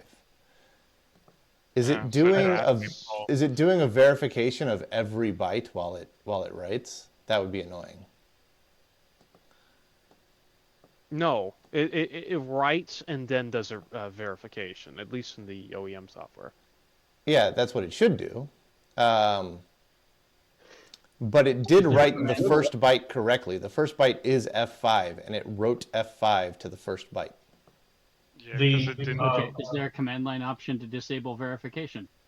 Yes, it's -V, turns off verify after write. Okay. Now I got to 24, 23, 22, 21, 20. Let me lift that pin back out. Yeah, what I was trying to explain to you to do was just take, the little jumper wires you use with like an Arduino and crap like that. You should have enough room left over after you seat the IC in the programmer to just jam in there and short it inside the ZIF socket. That would kill the programmer. I'm pretty sure I did just kill the programmer. Oh, all right. Oh no. Yeah, I was trying to clip my 21 volts onto the lifted pin, and I slipped and hit another pin, and now the programmer will not turn on. Oh no. Yeah. Did it take the PC's USB port out too? I hope not. I can try a different have USB port. Hold on, you might have blown the fuse. No, when I plug it in, the red power light comes on and then immediately goes off. I've tried into a different USB port. Oh no. You killed the chip. Well, I killed likely the programmer. Good news. They make a really nice new one that does the 21 volt VPP. So if you buy the newest version they make, you won't have this issue. Yeah. I'm going to plug it into the other one here and see if... Yeah, the voltage adapter board has some switching transistors on it because it is gated. Yeah, well, that's really frustrating. Wait, hold It on. didn't work when plugged into a different USB port. Nope, nor even a different computer. It does the same thing. The red light comes on for a second, and then he fades out. Yeah, it must have popped a fuse or something. No, it probably killed the. It has a pump inside. Yeah, I saw it do it. Yeah, so I that's mean, all the we get. light. I saw the light just now. Yeah. Man, that's annoying. That's super frustrating. I mean, I've used this thing forever, so it's not like, and they're not super duper expensive. It just means that we're dead in the water today. Yeah. Which is Let me hyper annoying. find the nice one that they make.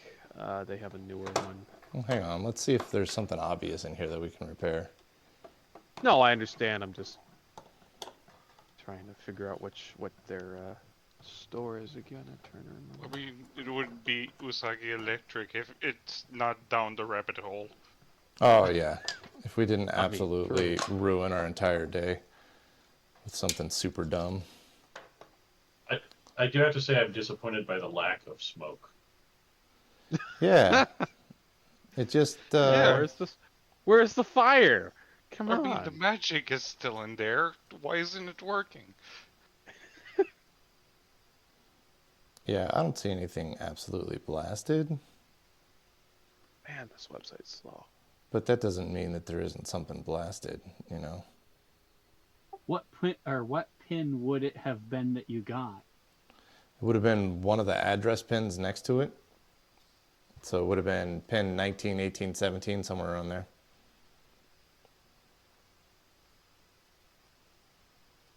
Which, if I look at the data sheet,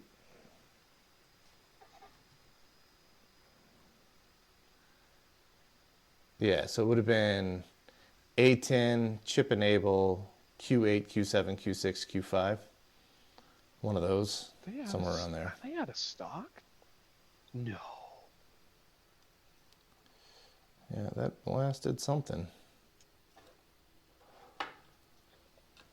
And don't make the 866 anymore, I believe. But there is No, they haven't made it there in is- a long time. I'm trying to find their Yeah, newest one. those are probably just Are those just logic level? Yeah, they should just be 5 volts. I would look for a pull up or pull down resistor pack then. It looks like they're using individual surface mount resistors. Oh, crap. They do. Well, On that version, it is. That blows. My theory was that they would just be using the 5-volt USB power and either pulling up or down to it. And if you opened a termination or a pull up or down or termination pack, that would take out a bunch of lines. But No, individual SMD parts. It's pretty smartly made. I've opened both my old one and my newer one up. The way they made it is pretty smart. It's not that simple. Does try to fire up, like the run light blinks on the occasion, like it's booting up and trying to run code, and then something shuts down the power. So it's probably got an over voltage protection going on. So we blasted something that is shorting to ground. So on the 866 TL2s, they have a buck boost converter on the board somewhere, I forget where, and it goes from like 2 volts all the way up to about 18 or 19, and I believe there's a regulator that also tries to power up the board. Either of those are dead. I mean,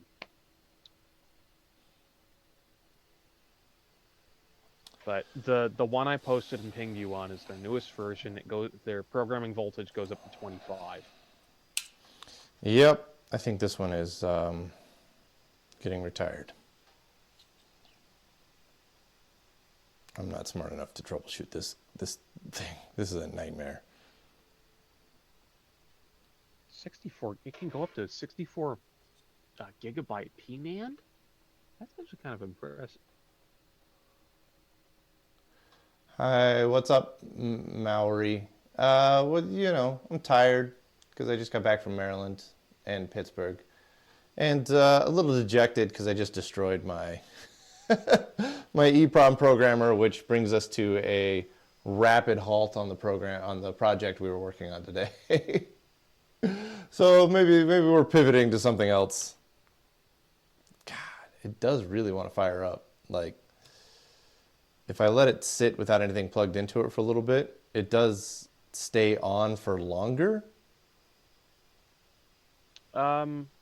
Leave it plugged in, and then maybe when it decides to want to work, you can ask, do you have a Windows machine near you with the original programming software? No. No. I mean, there's a test routine that the Windows software has. I mean, I'm willing to bet that it's just something is killing the power altogether. Yeah. Yeah, so on that bottom board there, I believe there's the buck boost and the whole shebang. Yeah, it says no programmer found. It's not even showing up via USB at all because there's no power in it. The T48 programmer seems to be a lot cheaper than the T76, and it supports. They're up out to of stock. 20 They discontinued it this year. They're available for $62 on Amazon, and they're shipping from Amazon. From Xgeku's store? Either way, that doesn't help us tonight, so I'll figure it out tomorrow. Because I could order it. Xgeku's store on Nuku? I could order it right now, and it wouldn't get here before the stream's over. No, but it is really weird. They don't have 1 hour shipping to middle of nowhere? Right? Yeah, to the middle of nowhere. Yeah, it is really wild that it does try to run. Like I plug it in and I get the yellow light flashes for a little bit, and then it all shuts down. So I might have just blown up something in the power supply. Yeah, I know that's posted is if it's been clobbered in such a way that it's drawing too much current, the USB port may be shutting it down. Oh, yeah, that's a good idea. I don't know how to test that, though. The only thing I can think of would be to plug it into a really old or dumb USB power supply and see what happened. Like a wall wart. So the delay we're seeing is a polyfuse resetting. Probably. I have never heard of 8. Yeah, that Nuku, I'm pretty sure that's a knockoff. They have a lot of copycats. Is there anything inherently wrong with a knockoff? I don't know, but I've personally, it's like this is also not a T8. I mean, I kind of want to see how much current it pulls with just like cramming 5 volts into it from the bench power supply. Now we'll get some smoke. Now we'll see the magic leave. Yeah, you would just need whatever USB pins it is. Yeah. I mean, I can see it on the back. I don't know which one's positive and which one's negative, though. Yeah, guess you've got a 50-50 chance. No, just measure a USB cable. Or measure to another ground reference. It's like the casing. Yeah, well, there's not really anything nice to clip onto here. I'm trying to figure out what I can clip onto.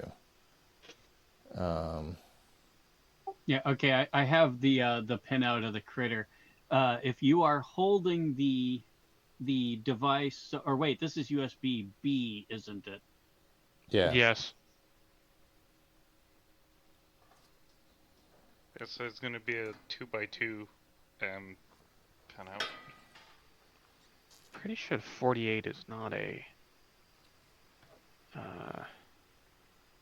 Okay, on USB B, the let's see.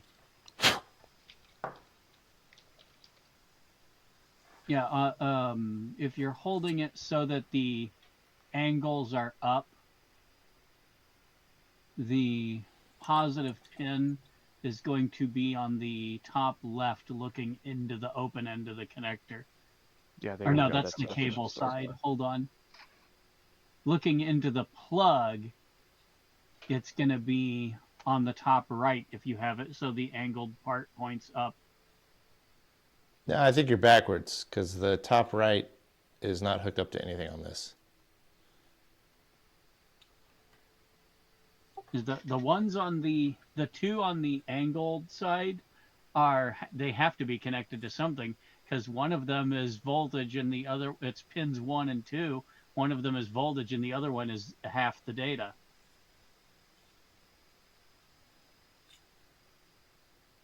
Yeah, I guess so. So I'm just not seeing the. Well, hang on. Let me get the multimeter out.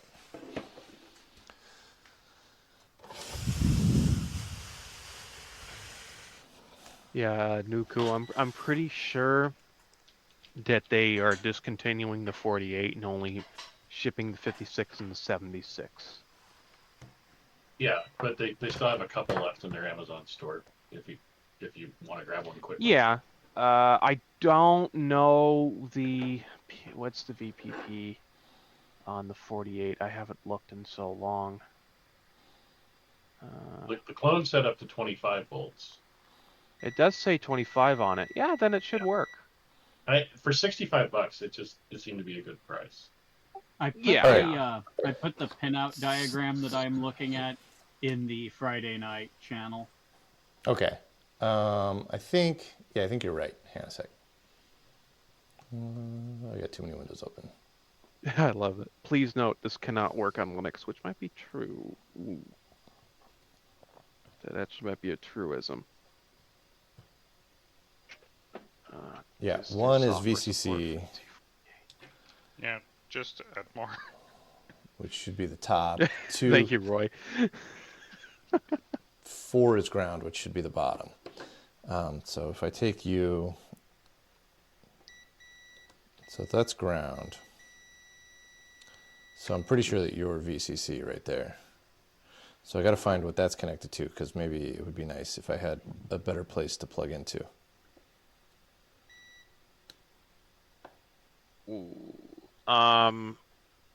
If you can't get this programmer working, you're going to have a VM with Windows or something.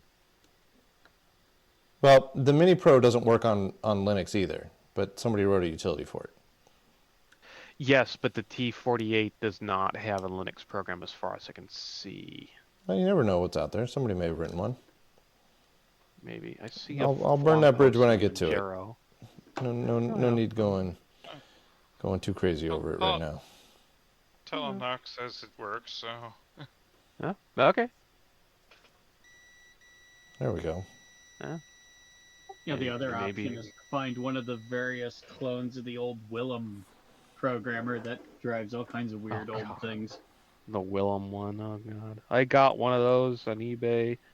One of the very first things that shipped from China back in like 2015. There's just like nothing good to clip onto here. This is atrocious. All right, let me. Yeah, let's hope shielding is connected to ground. It is. It is. I was just checking it, but I can't even clip onto shielding because of the way that it's all so rounded off and whatnot. Like I can't get anything hooked up to this damn thing. The other option would be to get an expendable USB cable and hack it up. There we go. All right, we're at 5 volts. And of course now I've forgotten which pin is positive. Worst come to worst, you find a dead short.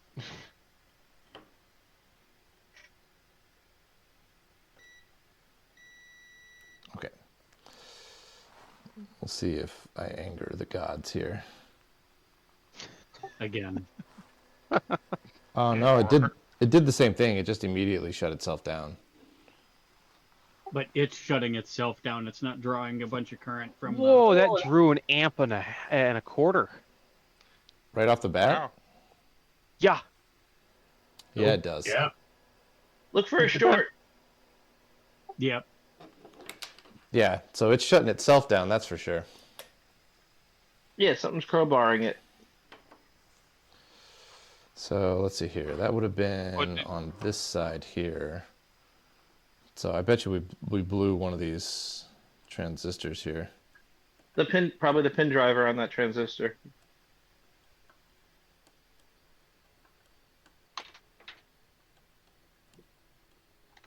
I'm sorry. The transistor on that pin.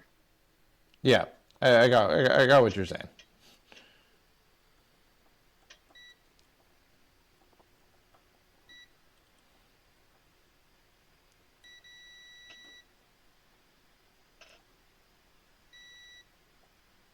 Are those supposed to be connected to each other? I feel like those aren't supposed to be connected to each other.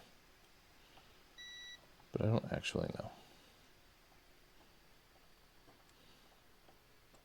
So we would be seeing the buck boost converter, like just tripping on over temp.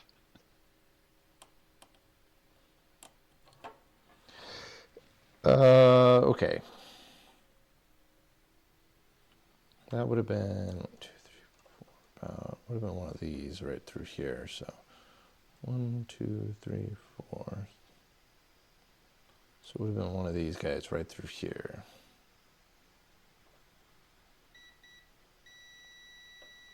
Yeah, I think that's just like a universal ground or something.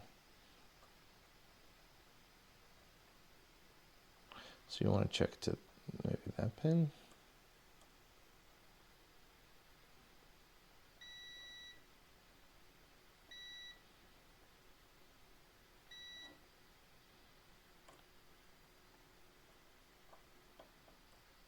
I wonder what kind of trend. I mean, these are like tiny little surface mount things.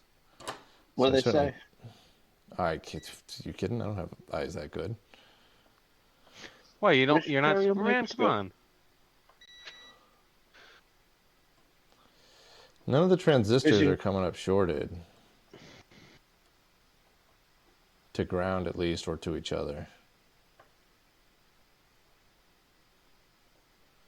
But I mean, I would have expected a short to ground. Let me make sure that I was checking that was in fact ground. That was not in fact ground. Maybe that was VCC. But I haven't found any like obvious shorts with the transistors along this edge here. I don't know what. I was thinking you had a stereo magnifier somewhere. I haven't ever fired it up. An optical one that you don't have to fire up. I mean, just. I couldn't remember. For some reason, I'm thinking you did, but. They say 2T1 on them. Maybe. But it doesn't matter. We don't know which one's bad. If any of them are bad, could be something else entirely, right? Yeah, that's good enough though. SOT 23, right? Sure. I have no idea. Dang, I can't believe it pulls over an amp. That's crazy.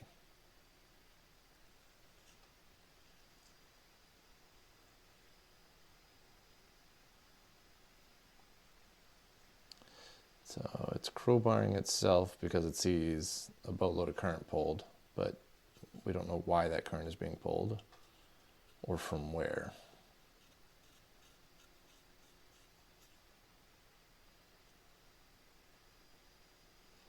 And we can't test it because the crowbar is unhappy.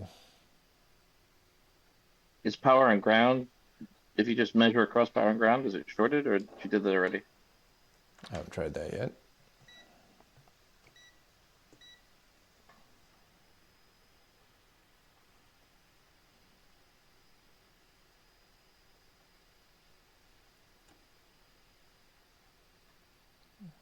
says 50 ohms, but it's, or 50 kilo ohms, but it's dropping slowly, which is kind of strange, but that doesn't seem shorted to me. No, it's probably okay. 50 kilo ohms is nowhere near 1 amp at 5 volts. Yeah, well, usually it increases as the capacitor's charged. I'm not sure what it's doing, but God knows how many diodes and other crap you're looking through.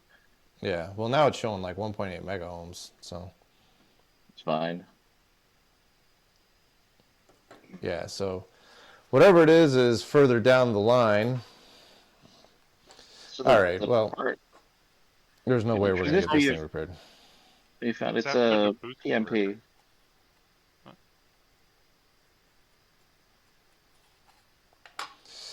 I mean, I don't like the only way that we could have that much current is like if there was clearly a short somewhere, but I'm not measuring any shorts on any of those transistors, so. Yeah, but it should be after the converter.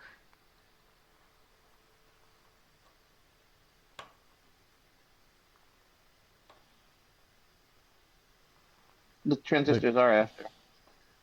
Turn it on and off a few times and see what's hot. Yeah, that's the trouble is that you'll find the converter. It doesn't stay on long enough to generate any heat. Gotcha. I was saying cycle it a few times to let it build up until the smoke hits. I don't think on that long though. I think it crowbars so fast that we never get any. Nothing ever gets nothing can. It'll dissipate heat faster than I can put heat into it, I should say. Got it. Is what I'm thinking.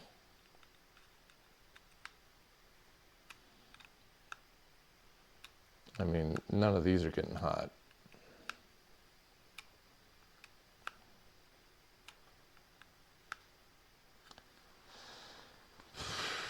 Which means probably it was fired up and it had opened up that pipeline, not through the transistor, but probably to some kind of internal logic down here, because those are tri-state, right? They can go in any direction.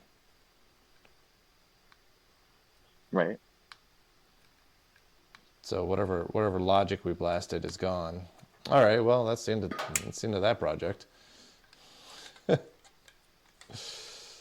All right. If the transistor is shorted enough, it might not even get hot. Just feed it 20 volts again and see if that fixes it. No, wait. Yeah, there we go. You inverse the polarity. Across the streams. I could cram 20 volts down the USB cable. Really make things angry. Just it's USB-C rapid charging. There we go. Yeah. Nope. I need a new one. Okay. Well, that means that we got to pivot to something else that's entertaining. What else we got? So you could propose testing the dual talk diode boards, the polarity of the diodes. Oh, you mean the ones out of the G15?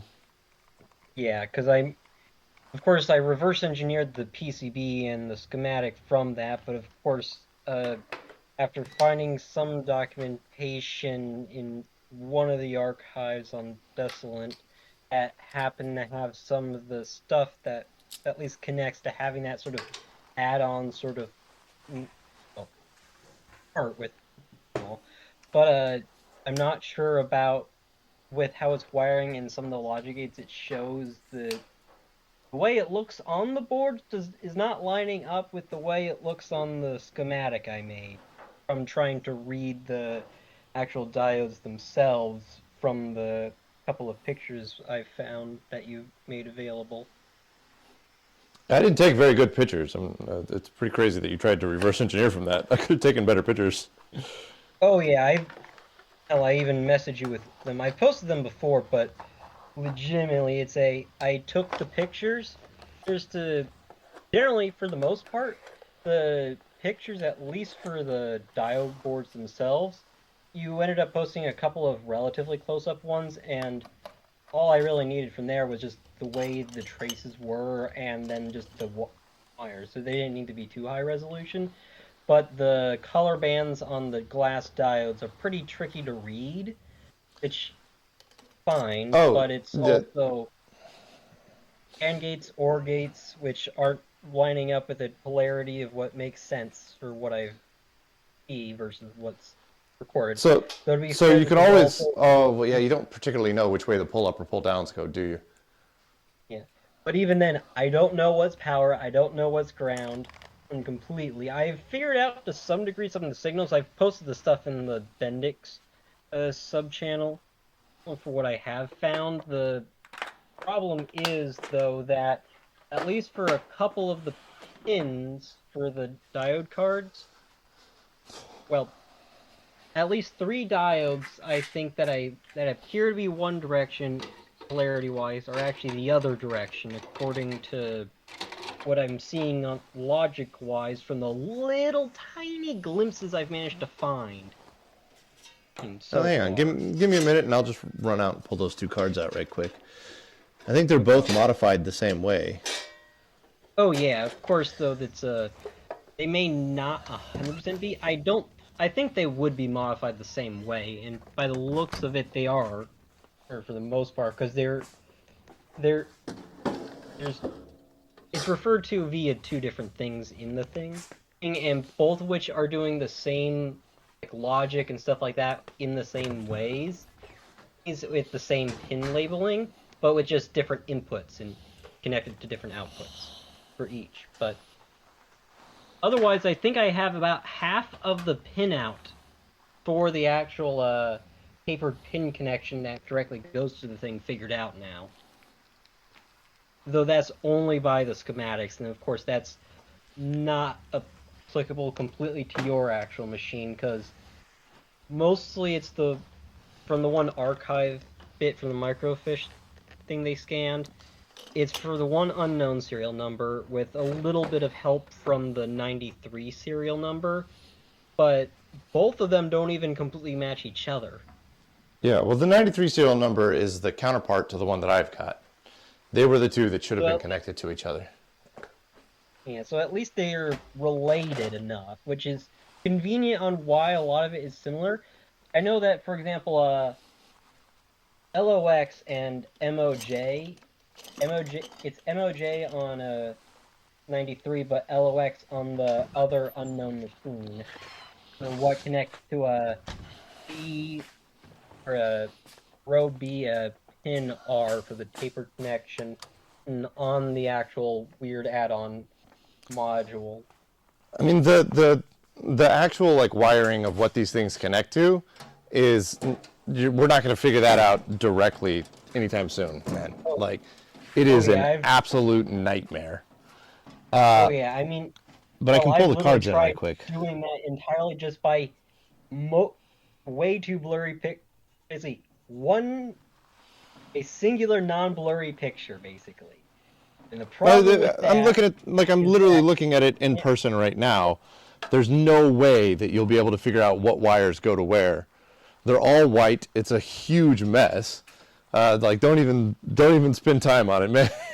We'll figure it out when I get to that part of the machine. But you're moving at about 3 months faster than I am on that machine right now. So, otherwise, don't push yourself too hard, because you're doing things way ahead of schedule for what I'm doing. Yeah, I'm trying not to push ahead of myself. This is me just trying to unwind from classwork. So what do you need me to confirm on these 2 cards? I've got L1 and L2 here. Looking from the actual diode side, so on the side that you're currently looking at, it'd be the leftmost diodes, and just the direction. Because I DM'd you in the thing. I'll resend it though, but just the direction of the diodes, the polarity of them. Yeah, there's a lot of diodes. You got to tell me which ones you want to look at. Right. Give me some numbers. Here. So I've got 2 cards. I've got L1 and L2. They both look to be modified in exactly the same way, at first glance at least. Yeah, I sent you the drawing that I made up of the top. It's the 12 and 11 upper and lower, the main ones I'm confused about. Okay, well, you've got 12 upper and lower correct in that drawing. 11 is also correct for both L1 and L2.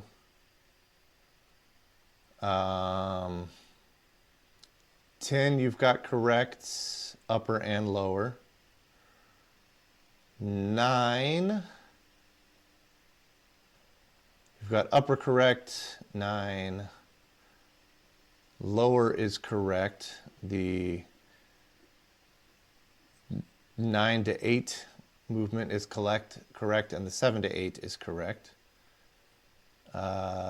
7 you've got correct for both upper and lower.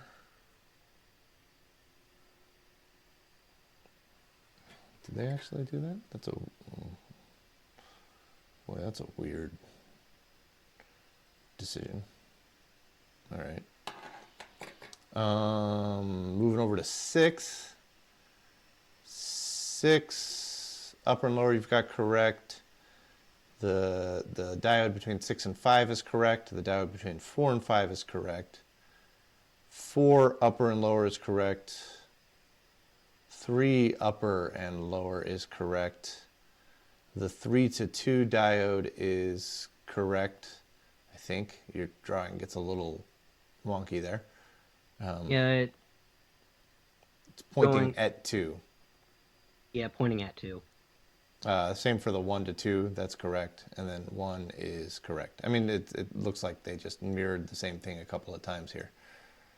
Yeah. The confusing thing is, though, that would make, like, that's what I did in the drawing that I posted, but the thing is, though, that in the schematics I found, it would mostly make sense for it to be the other way around, according to what I understand about diode logic gates.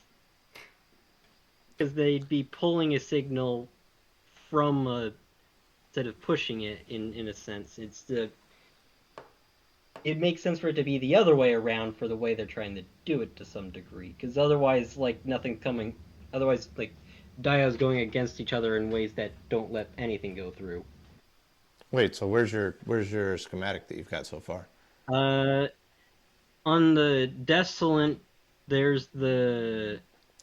don't pay attention to that, because this is so ghetto that I'm pretty sure there's no official documentation for what this matches. Oh, there's not. They modified the schematics. They drew on them. Yeah. So you said you did some reverse engineering of these guys. Where's the schematic of what you reverse engineered? The reverse engineered, I posted a while back. I took a picture of it, the actual drawing I did on my phone. But otherwise, the schematics that I found, that is actually from Desolant. I posted the one I've used as the main reference, at least for the what I'm currently trying to do for the logic gate stuff. But okay, give me a moment and I'll dig up the actual diagram that I made. Are the logic levels on the Bendix are like 0 and -20 or something? Yeah, that's what you're working with mostly. Yeah, Would that explain the diodes being backwards from what's expected? I think for this it was it used 100 volts for it. Yeah, so okay, I think you maybe have a little bit of confusion on how the Bendix is set up. There is 100 volts on there, but they diode clamp it to 0 volts. So they use often they use like a 110k ohm pull-up resistor to 100 volts as the pull-up to 0 volts. Akalar, no, I didn't keep track of the Mandelbrot computation times. We ran it over the weekend at System Source, and it's about an hour for the somewhat big size, and we never got through the one size above that. That's like 4 hours. We got too impatient. When I get this one going, we're definitely going to make as big of a Mandelbrot as we can, but I don't have the huge platen anymore, so we're kind of limited. I may have to get Bill to rotate it somehow. I don't know if he can do that. I don't know if he knows how to do that.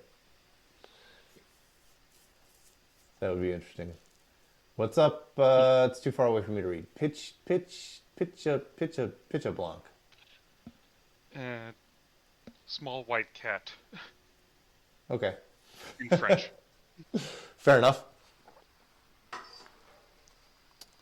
All right. Well, okay. So we've confirmed that your diodes are correct. I'm going to go put these back in the machine because they're dirty. Yeah, that was just bugging me for a bit now, just not being completely sure about that, because I am 99% sure that is how they are all wired then. So all that leaves then is how they're connected to the machine, but yeah, that's the thing. Is like, they could. It's supposed to have a plus 100 volt pull up, but who knows? They could be doing something insanely different. They modified the hell out of this thing. The wires are an absolute disaster. Actually, if 93 is anything to go off of, they modified like the regular cards themselves elsewhere in the machine to high hell. Yeah, this thing is going to require some effort to get going. It'll be fun to figure out. The last question really is, what is power and what is ground for the diode cards? Well, that's in the theory of operation, but we don't know if that's what they're actually doing, right? No, I mean like in the... This is like all very heavily modified stuff, right? I mean in the sense of like the actual connectors that these diode cards plug into. Like, does pin A connect to pin A on each of the diode cards type of deal? Yeah, so like we don't know. Like that's we're gonna have to sit down and trace out all of the little white wires to where exactly they go. Yeah. Otherwise, just checking against the general power and ground rails for the machine, just quickly running through and running a probe of the multimeter over it, or at least just even comparing it to the cathode follower one in a card in there, because that looks to be unmodified, as you mentioned another time. Yeah, the CF1 card's unmodified. Yeah, what was the history of the machine? Do you know? This was one of the Harrison's machines, and I talked to them a bit about it, but they don't particularly know what's up with the networking modifications that we're seeing. Gotcha. So our guess on that could be anything. It's pure speculation until I get the time to like sit down and actually physically trace everything out, by hand. We're kind of. I mean, we're just making wild guesses in the dark. I gotcha. Pin H on the diode cards is 100 volts. Either that or it's ground. That is, I'm pretty sure, like, going on. It's probably a pretty safe bet to assume that they're using 100 volts in ground, just like the diode cards normally would. But we don't actually know until we trace it out, because, like I said, there's been a boatload of modifications done to this thing, and one of those modifications absolutely could be pulling power from a different place. Yeah. At the very least, though, because it's sort of a isolated module in a sense, odds are they use the same power if it's going to be 100 volts they're using as like the cathode follower, so you can go off of that and just probe H just to see if they're just connected at all. I'm not going out there to probe because I can't get the camera out there. It would just be me out there with like the camera looking at nothing. It's not the right time to do it. Also, like, fair enough. You're, like I said, you're like a solid 4 months ahead of where I'm planning on being, right? That's figuring that out is nowhere in my like I got to get casters on the thing first, right? Like you're trying to talk to me about how the car handles, and I don't even have wheel bearings on right now, right? You're like, like we're way out of order here. I gotta do things in order. I gotta get the machine into here. I gotta get the machine clean. I gotta get the drum out of it.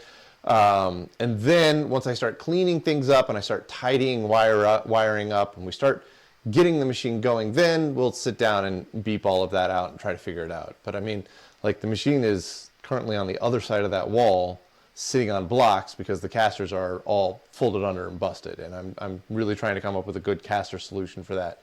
That's better than the caster solution that I had last time. So like I said, this is like completely out of my brain. It's like asking me about a project that isn't even here yet. Yeah. The next question is Earl Scheib or Mako?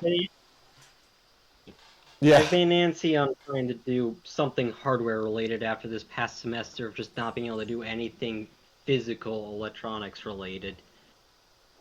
I got lots of projects that need hardware related stuff going on them, but you're getting way ahead of the schedule on that one. That one's Too bad I'm in Central Midwest and can't really help out. Yeah, well, I don't want to be blunt, but pulling me out of my schedule to trace out things that I had no intention to do doesn't really help either. So Sorry. there's if you want to help, I got lots of things that I need help with, but that's not one of them. So Still, when we get there, I'll be like eternally grateful for the work that you've done, but I'm not there yet. So we gotta take things in order in stride. Which brings us to the next question of now that the primary project has essentially come to a screeching halt because we can't write a new ROM for it, and therefore we cannot test it any further. What do we do next? What do you guys want to work on? Or do you guys just want to turn a machine on? What do y'all want to do? There's the read head with the broken hinge on the tape reader. I mean, if you wanted to disassemble that to try to look at what it'll take to glue it up, I don't know if that's really stream worthy, but yeah, I guess so. We could try that. Yeah, all right, whatever. Until somebody comes up with a better suggestion, I'll bring that thing back in. Unless you want to work on the TI. The TI definitely needs work, but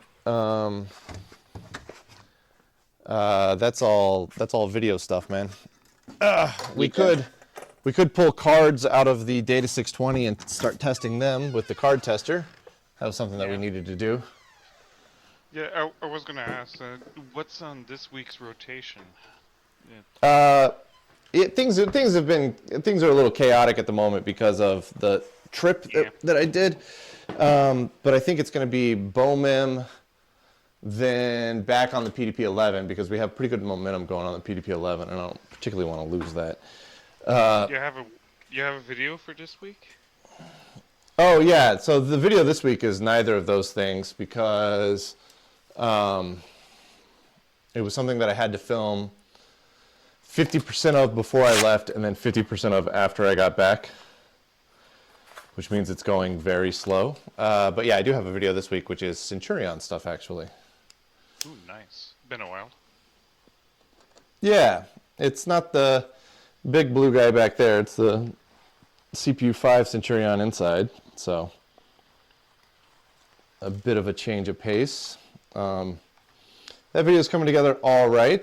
I still got a lot of filming to do on it tomorrow, so probably the video is not going to get done until Sunday sometime, which is not ideal, but that's how it goes. Yeah. Also been a while since the BOMEM. We left last time you were playing with a barcode scanner. Yeah, Nice. yeah. So the BOMEM, I definitely need to get back on that because we were at a really good place with it when we left off. We just kind of ran out of time. Ooh, I heard something fall out.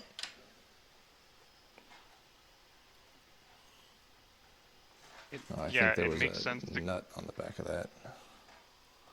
Makes sense to go back to the PvP, but yeah, we got good momentum on it, but I definitely want to get into the BOMEM for sure. Because, like I said, we were definitely in a good place for it. The Data 620, I mean, that's a machine that I don't think it's ever going to be back on the main channel again, for the reasons that we discussed a couple of weeks ago. Yeah, that just scrolls back to what's going to take up the early years time slot.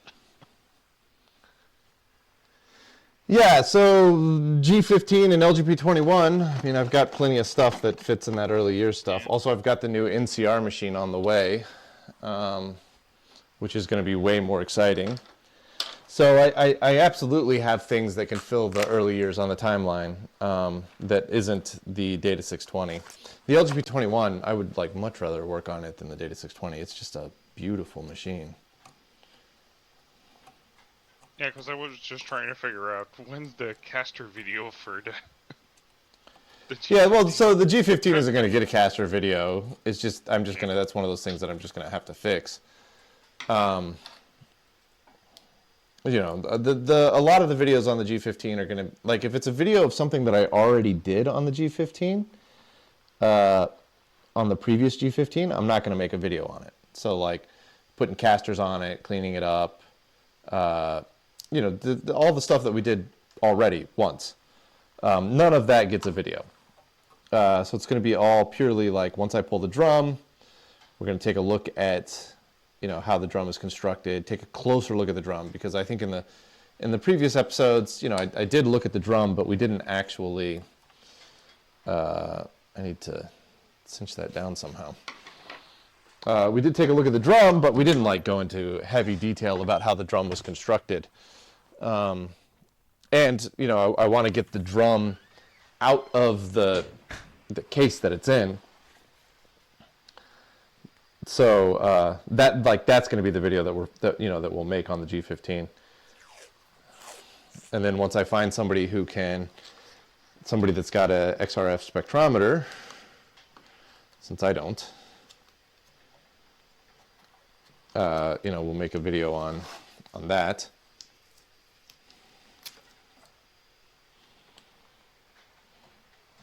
Yeah, so just in a month or two, like, discovery of this one, because we just saw it on load, pretty much.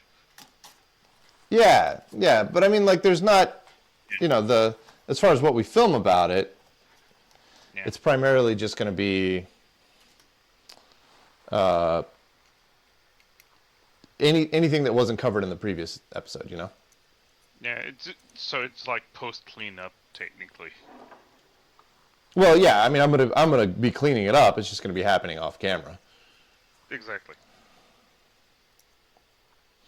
All right. Well, I got the Remex done. Now we just gotta let that super glue dry. Like, we put duct tape on it. That's fine enough. No. I put super glue in there, and then I wrapped it in tape to keep it pushed into position while the super glue dries. I didn't figure it would take long, but it was just one of those things I had done. Yeah, so it means that the next time we come back around to this thing, we don't have to worry about that. Or my guess is that the super glue will just break immediately, but that's me being skeptical about glue.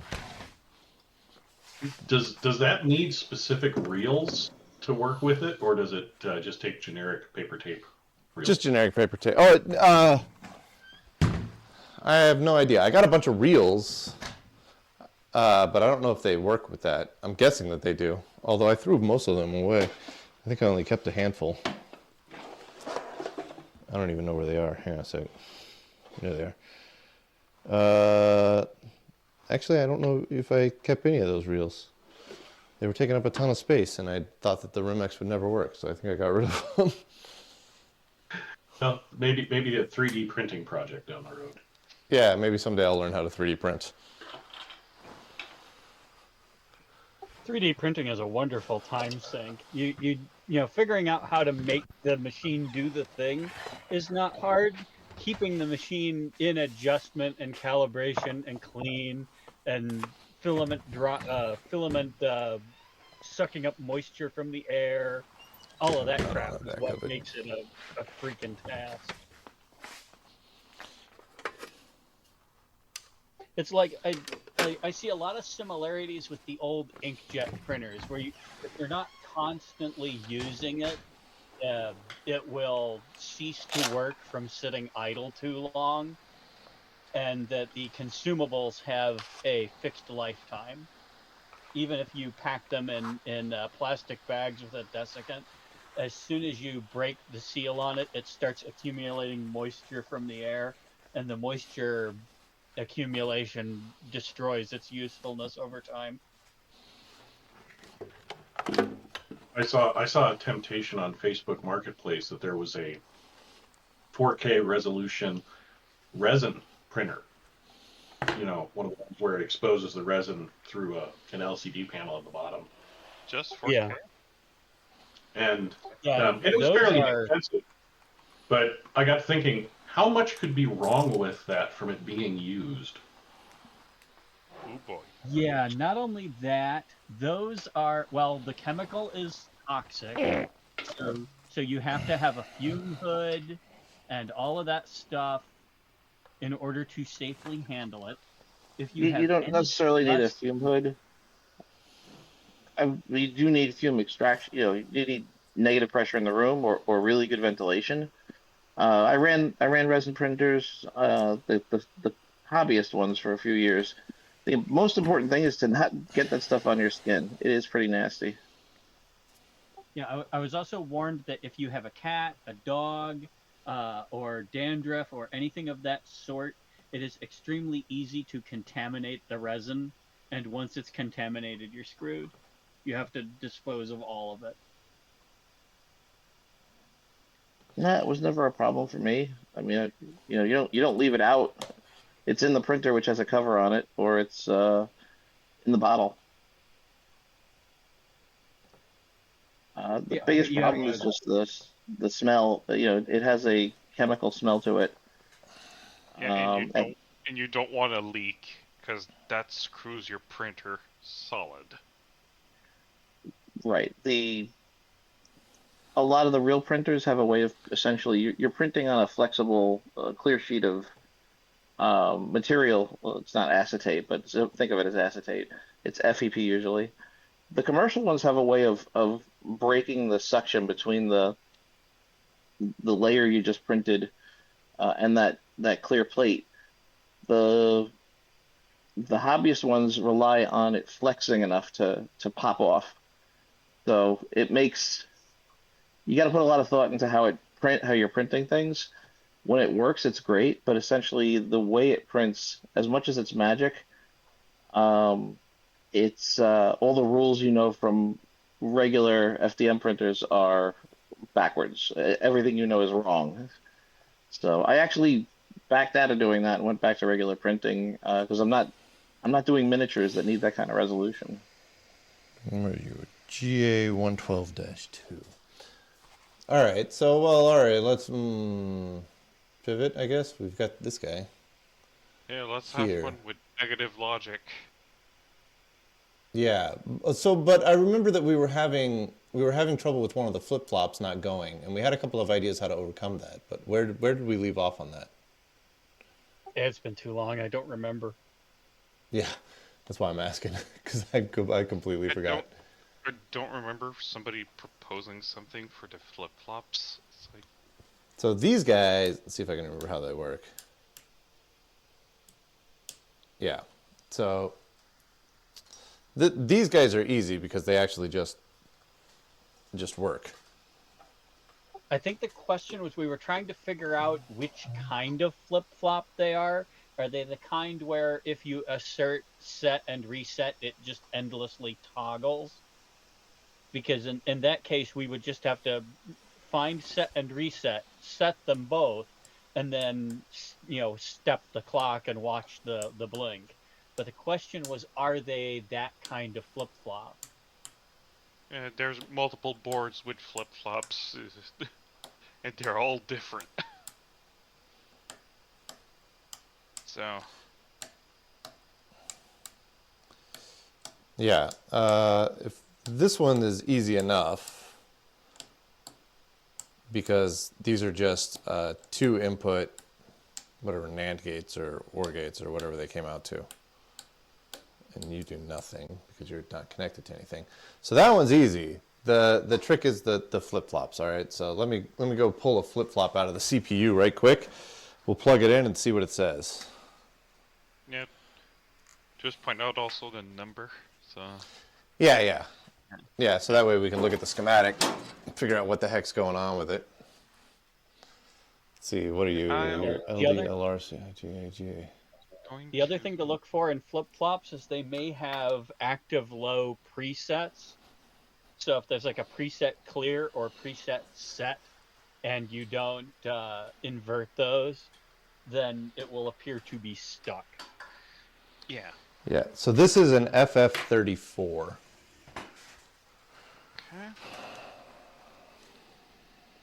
FF34.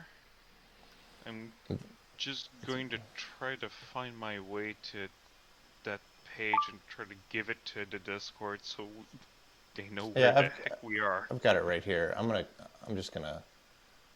Because I have the repos from when I contributed, but. Yeah, no, I've got it pulled up here. I'm just gonna drop the PNG for FF34 into the Discord right quick.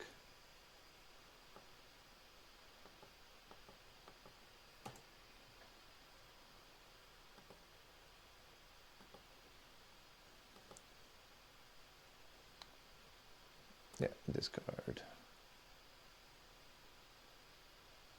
Yeah, so that's what FF34 looks like.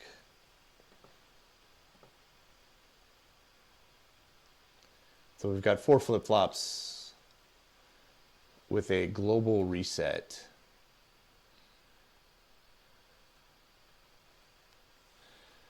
And it looks like we have a clock pull up, but we have separate clocks that come in, maybe?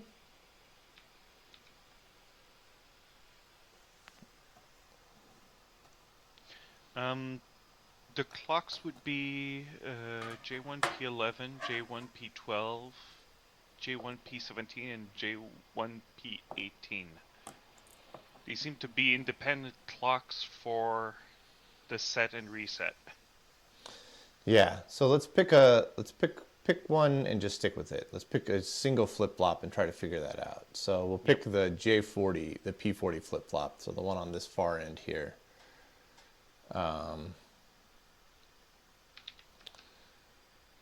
So these two, looks like 40 and 39 are going to be our outputs.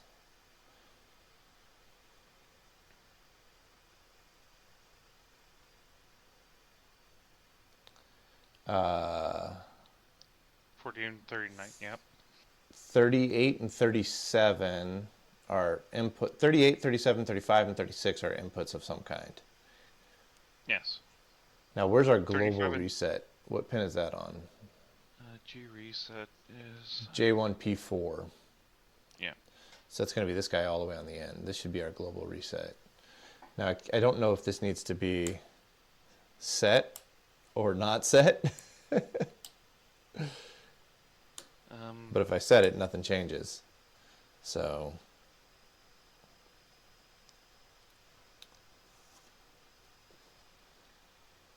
and we had some thinking about like, so 39, like for example, I need to set like 35 and 37 both have to go in order for something to happen.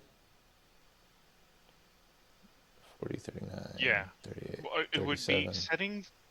would be setting P39 to ground. So, and then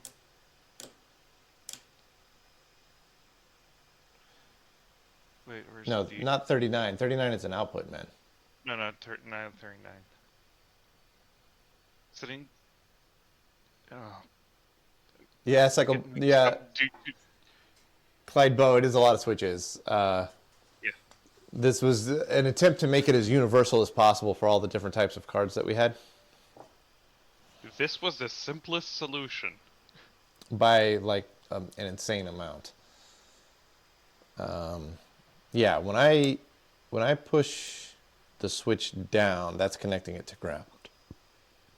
When it's in the center, it's like I'm not doing anything, right? I don't remember what our what our design on this was. Okay, so Yeah, what was the design? What was the design of the tester? when you switch it down, it connects a better ground. No, when you switch it up, that goes to a different ground Ah. for a heavier load. I have a folder in here called Tester Super Simple, but that was one that I was making, not the one that you guys made. So that's not it. So which one Well, was it? Super Simple has the right schematic, I think. You sure? Well, I don't have KiCad on this computer, so It's I can't test it. Surely we've got a PNG of it somewhere. yeah. Worst case scenario, I'll just screen grab mine. Yeah, that would work. Oh, you're right. Super Simple is not That was the something design else. I was expecting. Yeah, that was one that I was working on before we all got involved in it. Where the heck is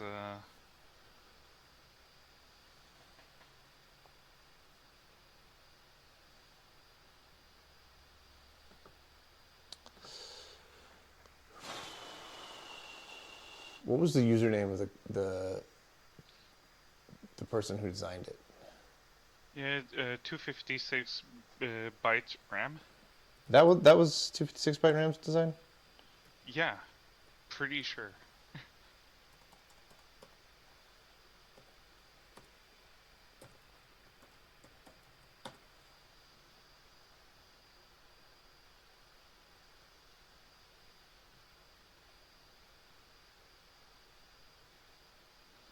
I thought 256 byte RAM's design was for the Lytton. That was the level shifter for the Lytton.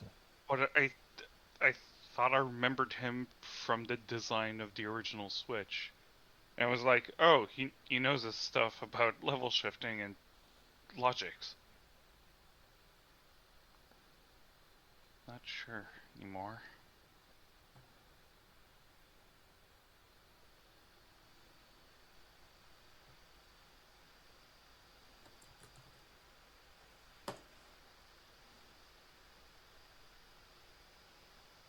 Nah, hang on.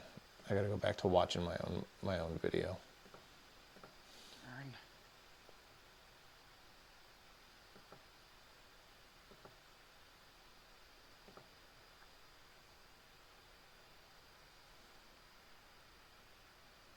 CycleBo, the switch to Linux is sometimes totally fine, sometimes the most miserable thing on the planet. So normal, I guess. Linux is tough. That's my recollection of the design, because I copy-pasted it. Hang on, I've got a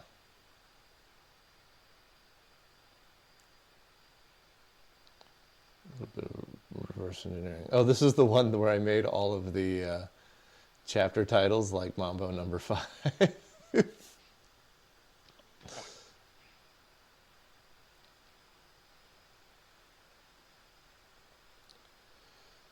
Let's see. Surely I show the schematic for the tester somehow. Ah, there it is.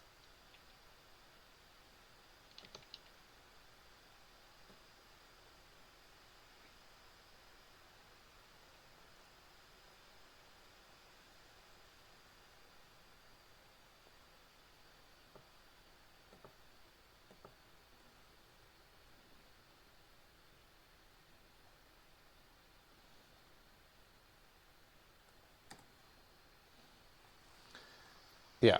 All right. This is. I'm just gonna guess I do a screen grab here. This is not ideal.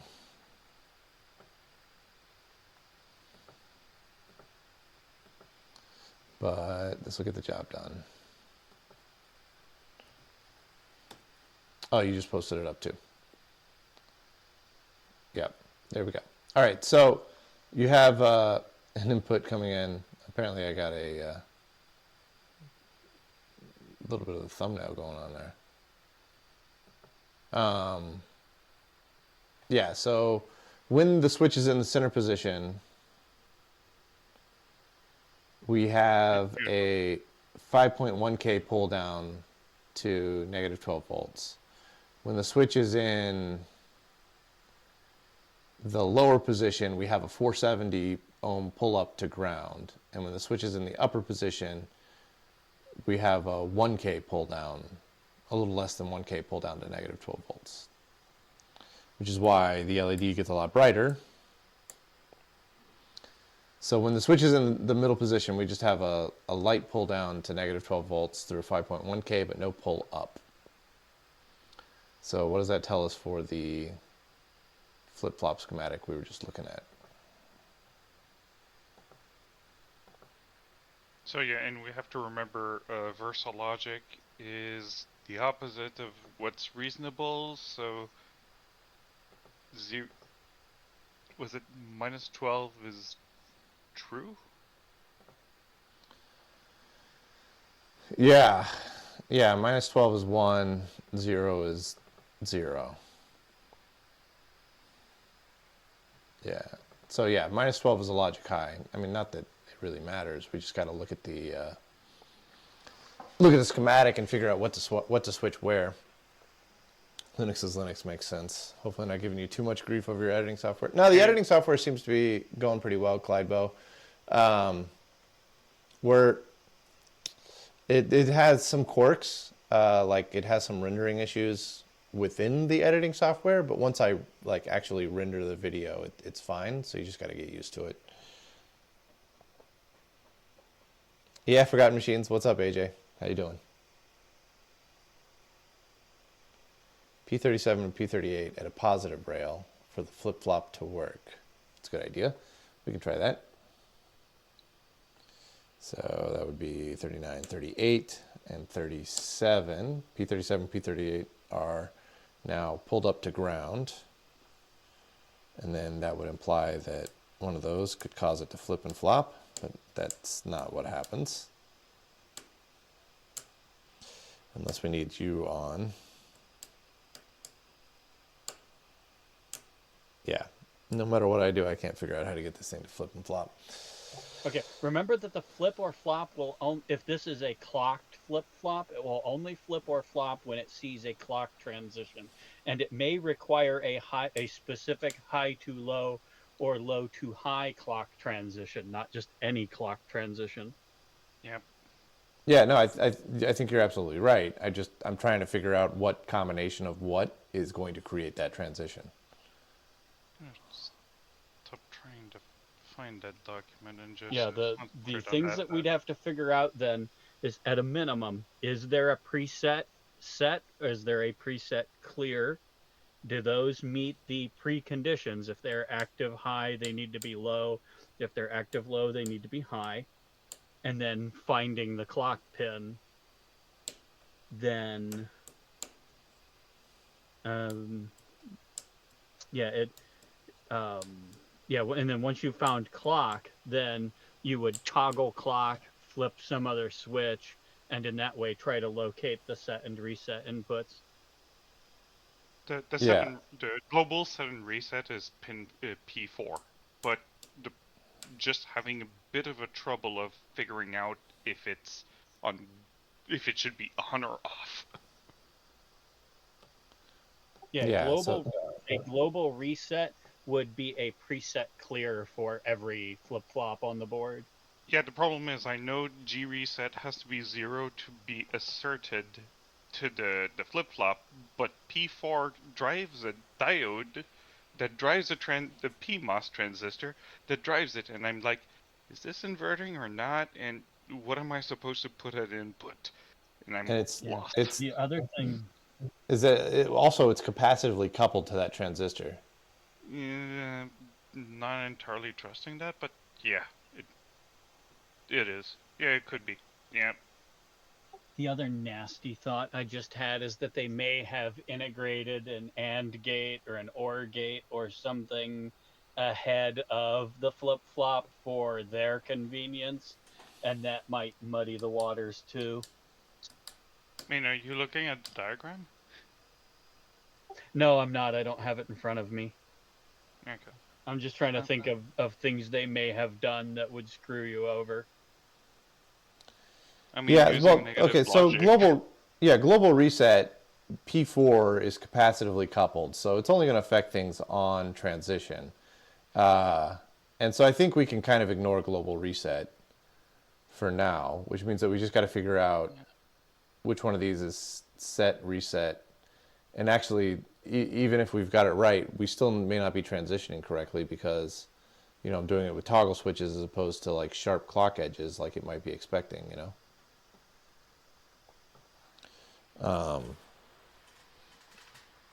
So Yeah, I would expect that P37 and P38 should be opposite of each other at all times, right?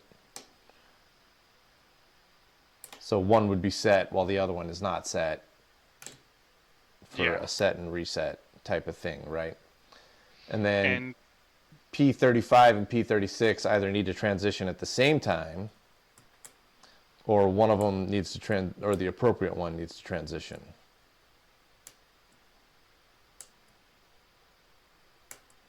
Yeah. But right now, that doesn't do anything. Is it P40 or P39 that's turned on? Right now, P39 is on. Yeah, and diodes work. Our light indicators tell us the opposite of what we want. That's just brain breaking us. Yeah, so that's a logic low, which means that P40 is a logic. No. Yeah. So that's a logic low, which means that P40 is a logic high currently. So we want to take P40 from a logic high down to a logic low, and we want to take P39 from a logic low up to a logic high. Yeah. Which means that Q8 is not conducting. And if we want Q8 to conduct, Q3 has to conduct. And if we want Q3 to conduct, we want there to be a high voltage level on P38 and a low voltage level on P37. Yeah. And it looks like a transition on P36 is supposed to be capacitively coupled to give enough of a spike to cause the flip to flop. It would be P35 if you're talking about P37. Right? Or, yeah, P36. I was talking about P38, but yeah. P36 should toggle low to reset. P35 should toggle low to set. Yeah.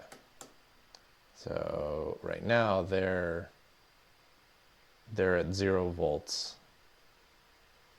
So then we want to set 37 high and 38 low, or vice versa. But yeah, it doesn't toggle. Nothing I do makes it toggle. Yeah, you have to first have P37 set to low, where 0 volts. So you have to switch the switch up. No. To set to 0 volts, I switch. Yeah, to set to 0 volts, I got to switch down. That's what causes the LED to illuminate. Yeah. So if you so you switch down P37, and then if you switch down P35, it should send the pulse. Yeah, it doesn't though. Yeah. So we could try with 38 and 36. Same thing. Switch P38. Yeah, no, I get what you're saying. It doesn't do it. Yeah. I mean, there's only 4 switches, and I can only do so many combinations, and not a single one of them causes it to switch, which is telling us that there's something with this tester does not play nicely with the FF34. Right, because I can do The it. only thing that I know is 36 has to be the minus 12 to 0 volts edge for it to push the P38 result into the rest of the Right. device. It's What are the it's flip-flops we using got up here? See if we can get at least one flip-flop to play nice. it would be odd. It's weird because they're using capacitors to like pump up. All right, like, well, the CPU is current. almost entirely FF34. That's frustrating. I've also got a bunch of Reg 04s. The Yeah, CPU Retro is Force. that's pretty much all the CPU is Reg 04 or FF34. Yeah, Retro 4 are the registers, and they have a globally linked like set of flip-flops. They have like only global set and global reset, and they have specific clocks for each register. So it's a really weird one. Yeah, let me pull up schematic for Reg 04. Yeah. But I seem to remember that neither of these worked in this tester. Yeah, because they use capacitive edge transitions. Yeah, so if we need to modify our tester to make that work, then we got to figure out how to modify it, right? Yeah, and the nasty part is those capacitive edge transitions just don't want to simulate. So, I don't know why they work. Yeah, when you get to the 1960s, nothing simulates right. Yeah. We should set our simulators to vintage mode. Yeah. All right, so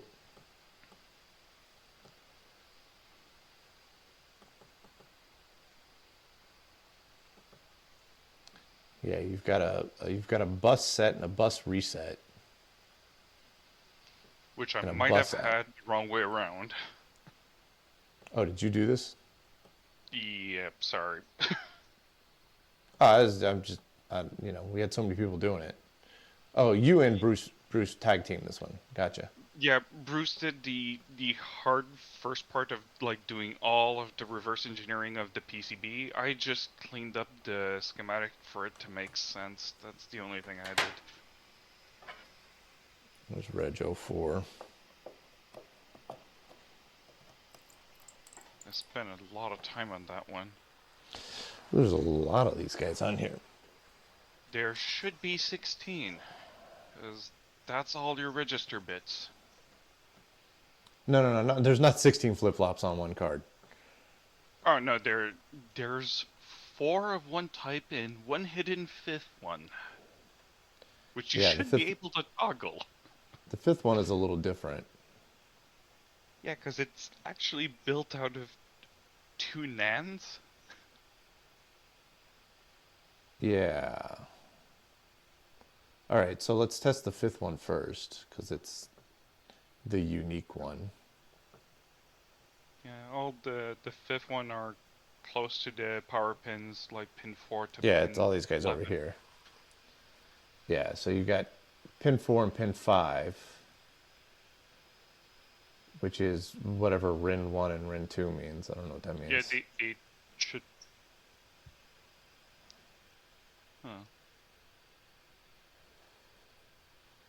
And then you've got P6 as an input and P8 as an input, it looks like. And then P9 and P10 are outputs. So 4, 5, P9 6, and P10, 7, 8, yeah, P9 9, and 10. P10 are the outputs. P7 is the weird output through a 10K. And Yeah. Reset and reset are P8 and P6. Yeah. Yeah, so there's P6, P8. Those don't do anything if I hit those, because I got to set P4 and P5 to something. One of them should suffice. think. Yeah, just put Oh, yep. like P. Yeah. So P4 or P5, either one causes this one to flip and flop. I don't know if you guys can see that. So that's P4 set. There's 5, 6, there's 7, which is the output. So 6 and 8 are going to be our set and reset. So if I do 6, you can see the output over here flips. If I do 7, you can see the output flips back. Or 6 and 8, I mean. Yeah, 6 and 8. So that one flips and flops. Good, at least one works. Hey, Yeah. progress. Yeah. Yeah. So that one works. And- So P5 is working just fine. Or flip-flop 5 is working just fine. Yeah. Now we have a bus in, bus out thing that is really kind of strange. Yeah, because they don't have individual inputs. They have to have their outputs selected.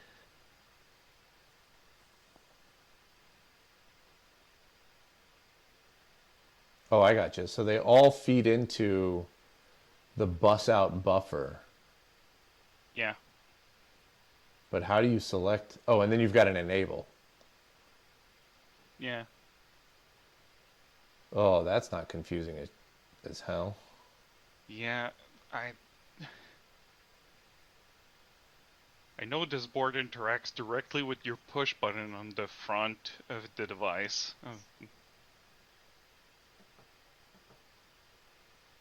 All right, well, the one that we need to look at Yeah. then is P12. That's our bus out. So 4, 5, 6, 7, 8, 9, 10, 11, 12. 12, which is not set to anything right now. And so if I've got it pushed up, that's just going to mean that it's a stronger pull up, which is just going to test the strength of the transistor, but that's fine. And then we want to enable or why do I have so many other lights? Like, what are all these other lights for? Oh, those are grounds. They're just hardwired to ground. Yeah, but I got more than just what's hardwired to ground. Like 39 is on right now.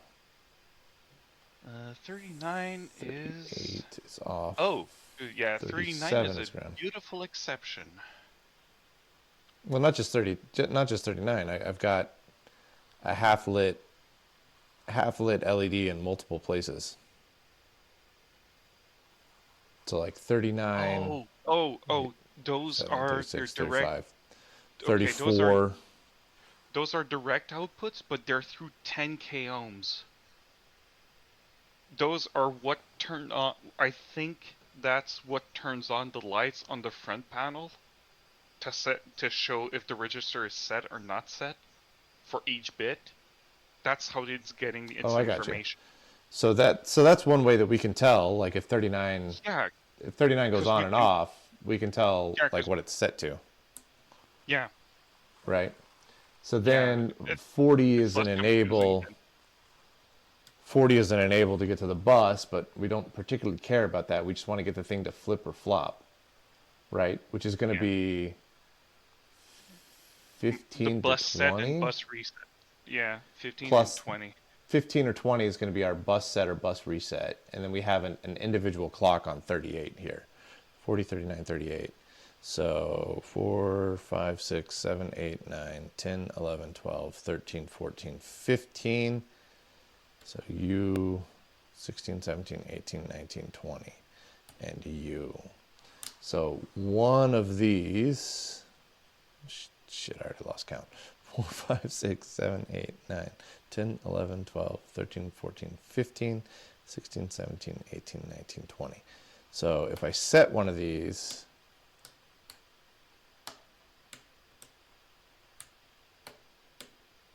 oh yeah, that flips and flops. So Dope.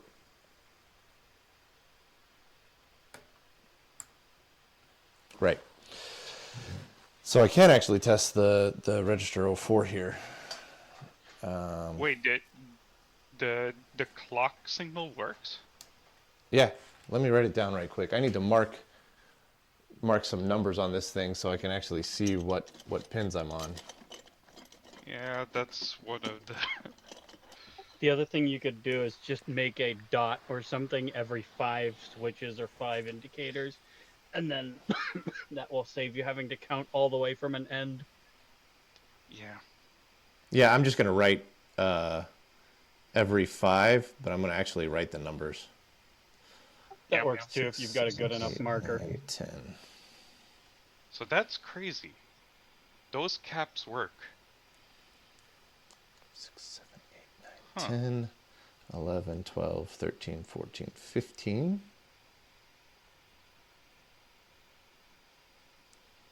16, 17, 18, 19, 20. 21, 22, 23, 24, 25. 26, 27, 28, 29, 30. Oh, come on.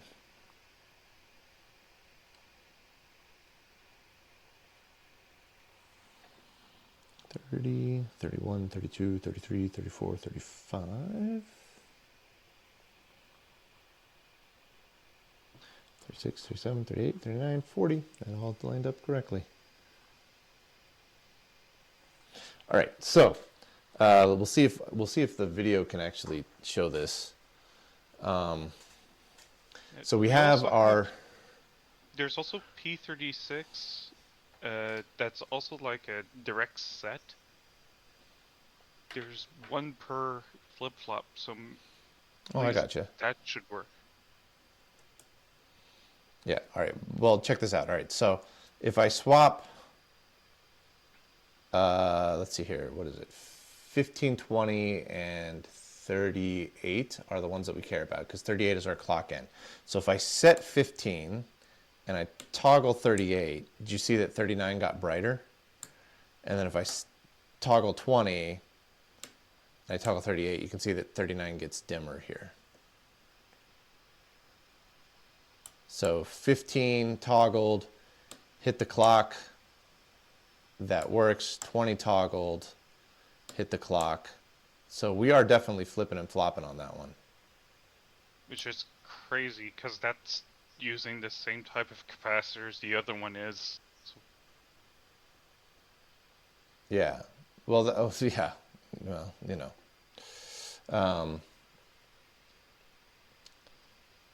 Right. Now, I don't know. Let's see here. Let's make it brighter. And then you were saying that 36 was a direct set. Yeah. I don't know if that made it. I think that just made it immediately dimmer. Yeah, it does. Okay. So dim is apparently set, bright is reset. And so if I might have had set and reset. That's fine. That's fine. Let me finish talking right quick. So let me get this out. Shit. Okay. So dim is set. Bright is reset. So if I toggle 15 and I toggle the clock, that goes brighter. So 15 is going to be reset. 20 is going to be set, and then 36 is our direct set. So that one is working. So what did I say? 15 is set, 20 is reset.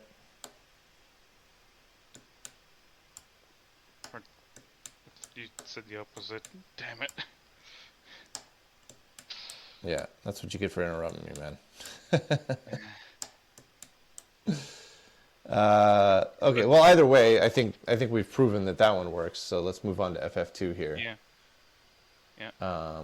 Which is going to be 32, and we're looking at 34. Yeah. So 34 is the one that we care about. 32 is our clock. Yep, that got brighter. That got dimmer. And then the direct set is going to be on 29, which is going to be here. So we want to make it brighter. Nope, not that one, this one. And then we want to do 29. That goes dimmer. That one I do believe is fully working.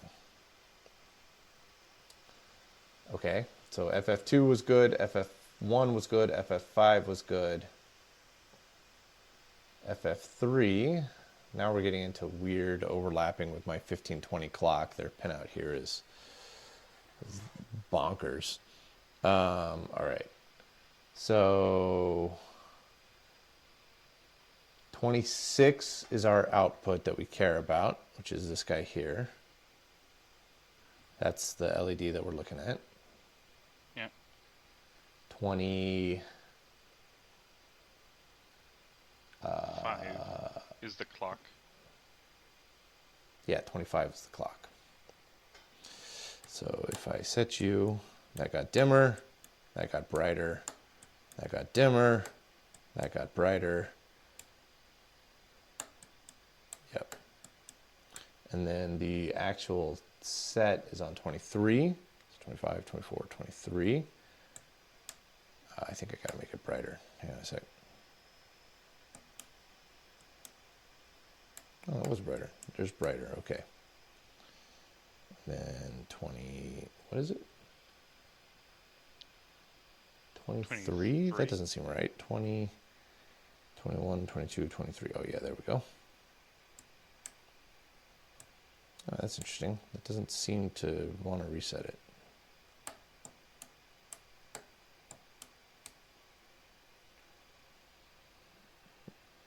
Now I'm all confused on my pinouts again. It's 26 is the... should... Yeah. 25. That's dimmer. That's brighter. 23 should make it dimmer, but it does not.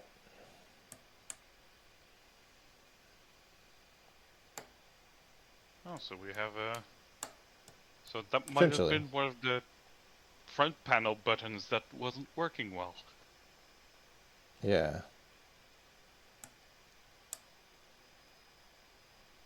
Right. Potentially. Because I'm pretty sure that's why there's independent sets for those. Yeah, that makes sense. So it's possible that FF3 pin 23 is bad. Yeah, some might be just one diode, but we all know what diodes do. Yeah. Okay, so now let's check FF4, and then we need to check the bus output, make sure that that is working correctly as well. And then we'll have checked one Reg 04 here. Take it easy, Telenak. I'm going to get your name right one of these days. Okay, FF4 is going to be 21 is the color that we care about, which is here. And then 19, which is here, is our clock in. Yep. So let's do you.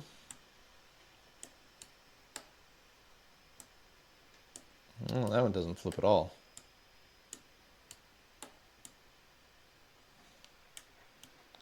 Right? So if I set 15 and I toggle 19, oh, wait, there it went. If I toggle 20, yeah, there it goes.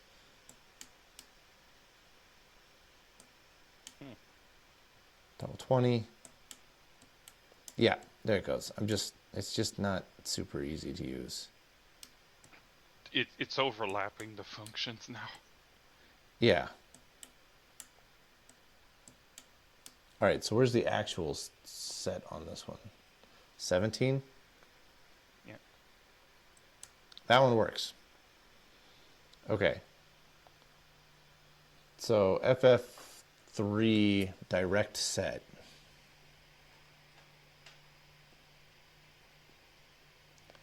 Does not appear to work. So there's something wonky on that. Yeah, and Yeah. FF3 has a dedicated full NOT output. or something like that on pin 14, which is fun. Just All right, decided so they needed that. if we want to do an enable, let's go back to FF1 here. So I've got 15 and 20, Yep. so that my stuff isn't overlapping here. And then 40 is an enable. And what's our clock again? 38. All right. So if I do 40 as an enable, that's going to change 12. Where's 12 at? 10, 11, 12. So you're 12.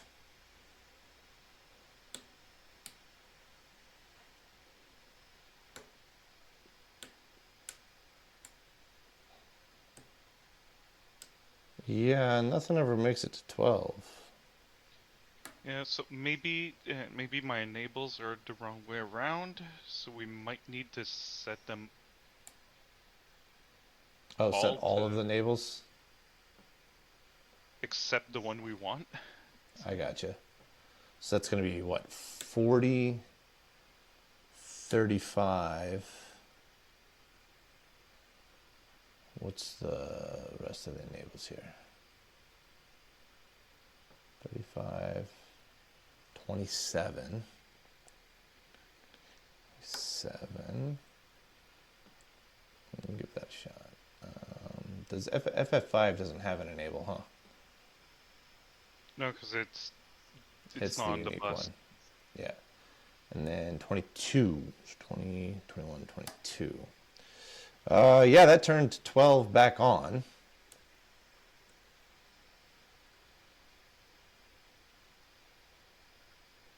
Yeah, okay.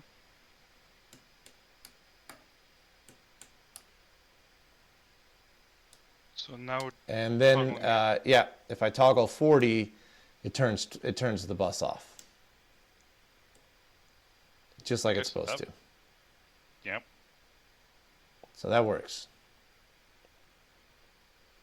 So now if we go back down the list here, FF2, the enable's on 35. Where was my clock? That was on 32. Yep, that turns the bus correctly.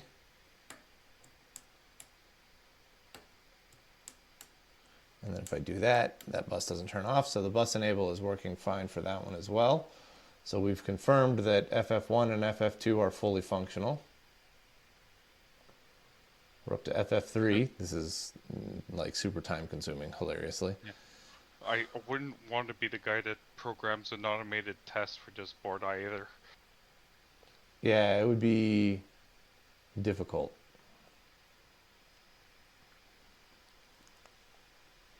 All right, so FF3 was the one that we had a little bit of grief with earlier.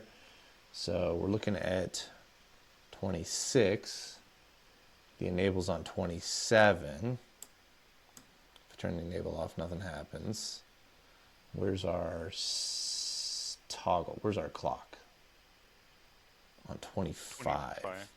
Yeah. Okay.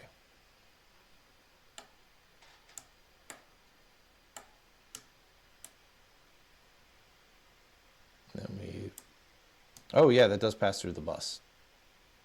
And P14 should be the opposite or the same as the bus. There's a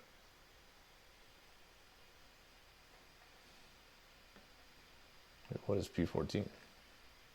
Where's that coming from?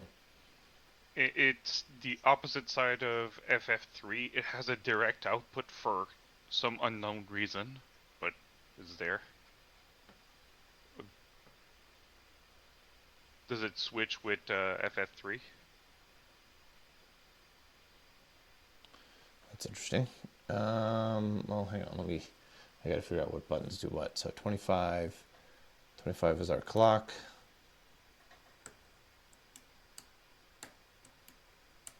Yes. Oh, nice. Okay. Yeah. P14 So works. FF3 works. Except for the weird set, but yeah.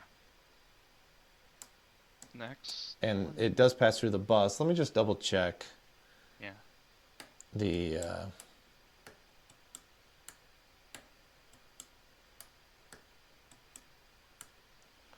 the what is it? What was it? 23, which is our direct reset.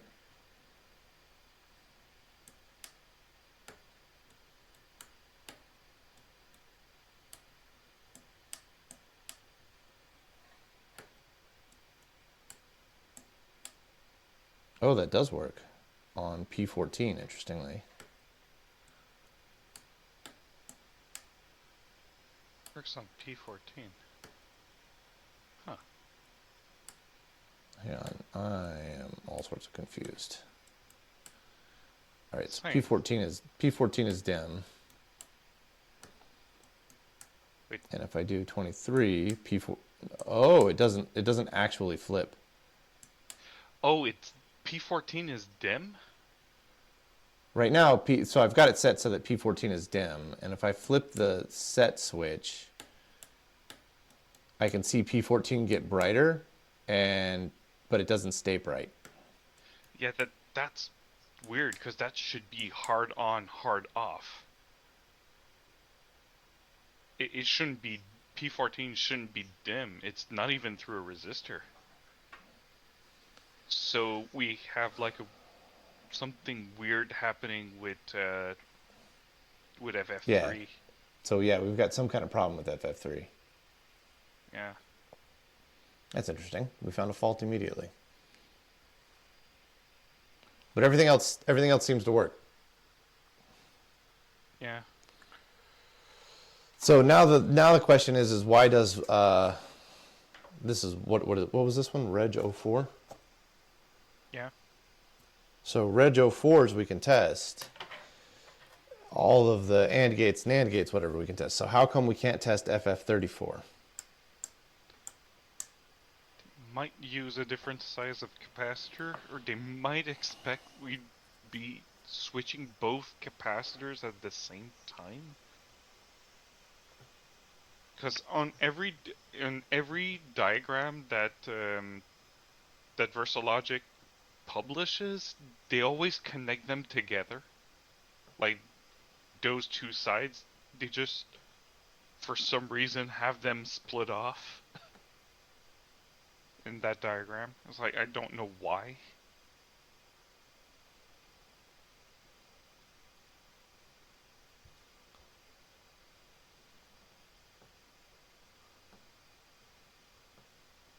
And they have a weird clock pull-up on the other side of those Yeah, I was looking at that. diodes. It's like a globally connected just resistor and capacitor. Let's go over this side here. Oh, boy, I'm already getting sleepy. Oh, it is almost 1, I guess.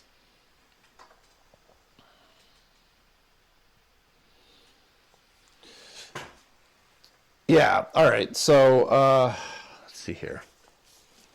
So we've got global reset on P4. But if I toggle for... Oh, I did see them reset. I saw at least 2 flip-flops reset. Oddly enough, I'm starting to think, it's like, do we have to assert P4 for the rest of the board to work? No, because remember, it's capacitively coupled, Right. so it's only going to be able to go through transitions. But as soon as I toggled P4, it reset all of the flip-flops now to the same state. Oh, and there's another thing. Resetting them all to the same state might be necessary because they might be metastable, like both halfway turned on. Yeah, I mean, I definitely toggled P4 multiple times the previous time that we had this thing plugged in. So that wasn't the reason. It's not that we forgot to do that. But now they're all in the same state.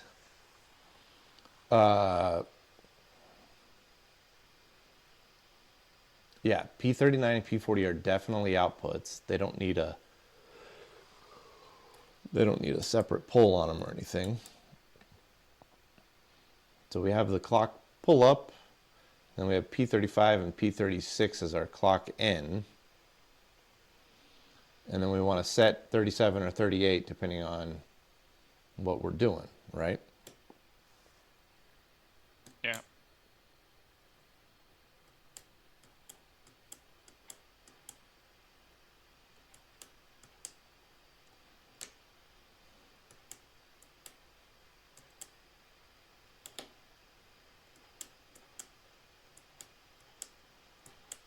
But, that's interesting.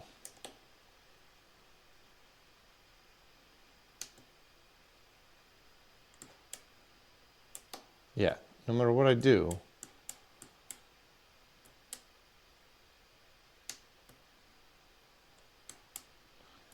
I can't get it to toggle.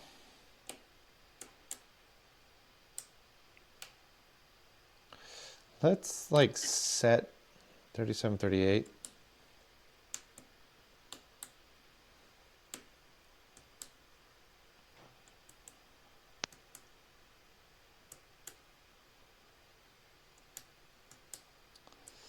Yeah. Unless we're missing something vital, there's no combination of switches here that makes this FF34 toggle. Yeah, I'm starting to think, it's like, are we just really, really unlucky and that's the only one that doesn't work? Yeah, we'll have to try them all. There's definitely something weird going on. But I mean, like, none of the flip-flops on the FF34 toggle. It's not just that we picked a bad flop, right? They're all toggle. I mean, I'll check them all, but I'm pretty sure that none of them toggled. So 31, 32, 29, and 30. It's 29, 30, 31, 32. So we'll like set you.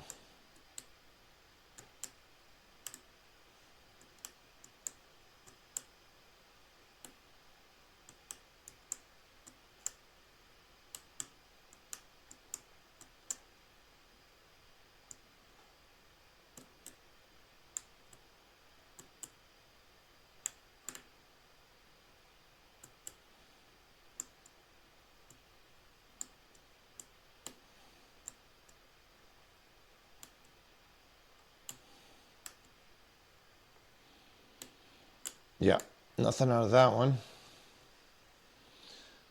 Just completely inert. This is 19, 20, 21, 22. No. 19, 17, 18, 19, 20. So there's 20.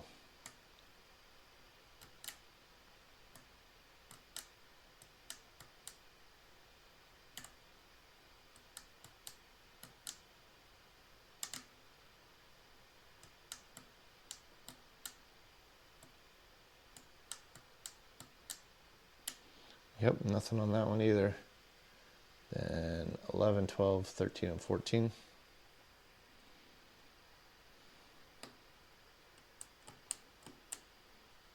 That's weird because they all use the same cap.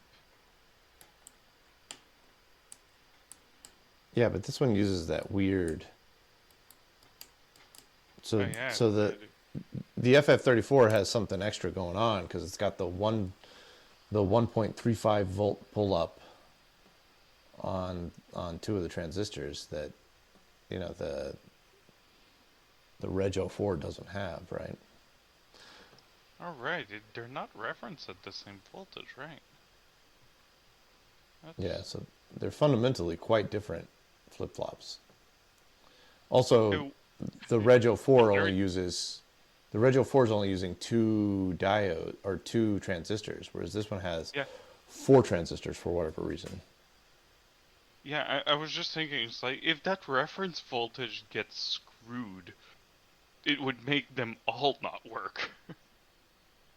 Yeah, so where's that reference voltage being generated at? I mean, gonna take a couple seconds because you don't have KiCad installed. There we go. I've got it right here. So I should be able to... FF34 has a full PCB reverse engineering, so... Well, no, I got a multimeter here. I'm just going to check that voltage, see what it comes out to. What's ground? What pin is ground again? Pin 3 is ground. Yep. And then R64, although none of these resistors are marked, huh? No, they're not marked. We had to just randomly associate them, so that's why I said.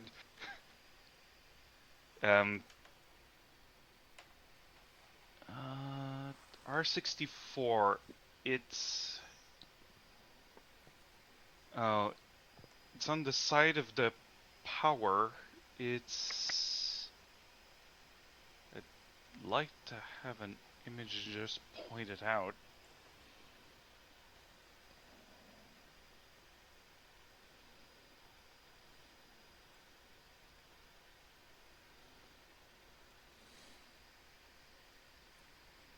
Is it the 2 diodes with one of them directly connected to ground? Oh yeah, I'm guessing so.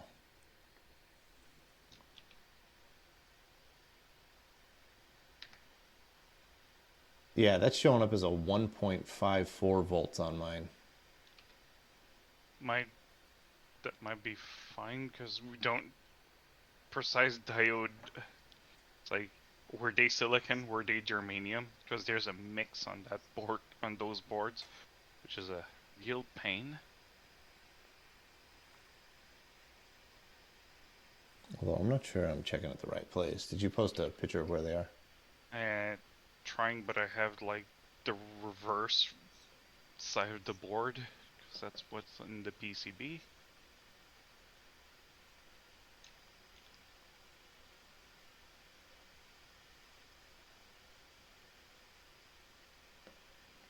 Boy, this one was a nightmare to try and figure out, huh?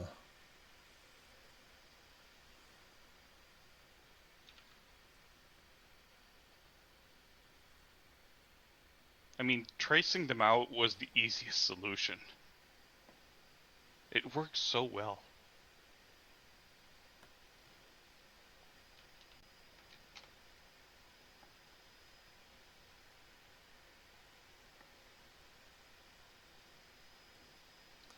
Yeah, but if I'm showing 1.5 volts here, that's really going to shift around the bias.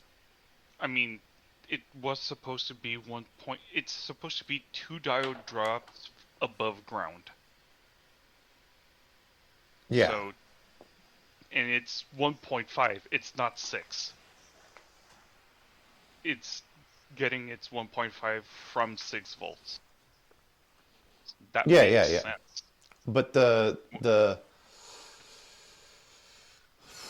so there's a couple of things that I'm worried about on that one. Those 2 diodes look like they've been replaced.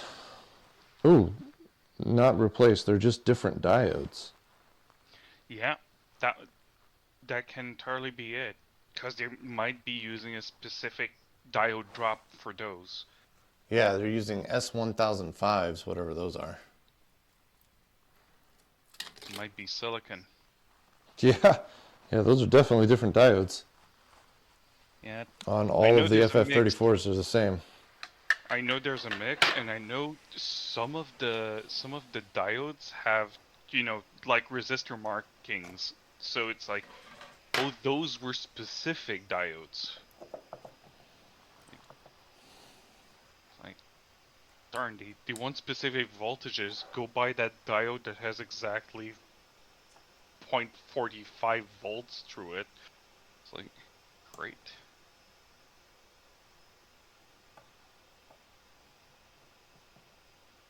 Oh, this one's showing 0 volts on the bias. That's weird.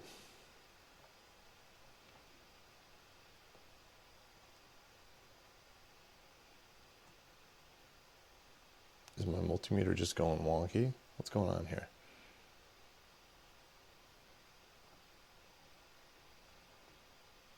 Why am I showing no voltage whatsoever on this thing? But I've got LEDs lit up.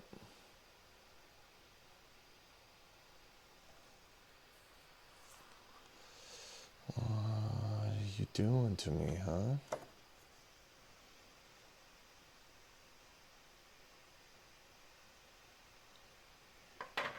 Oh yeah, those two diodes back to back near the power. Yeah, the two Those are black the two- diodes. Yep. Yeah, that's what I was thinking. Pin 3 is ground, and I was just measuring on the other side of those two diodes. But I'm suddenly not measuring any voltage whatsoever on anything. Oh, those are the black ones. Yeah, those are silicon. 1.5 volt, that makes sense. Like 0.7 plus 0.7. Close enough for 1.5.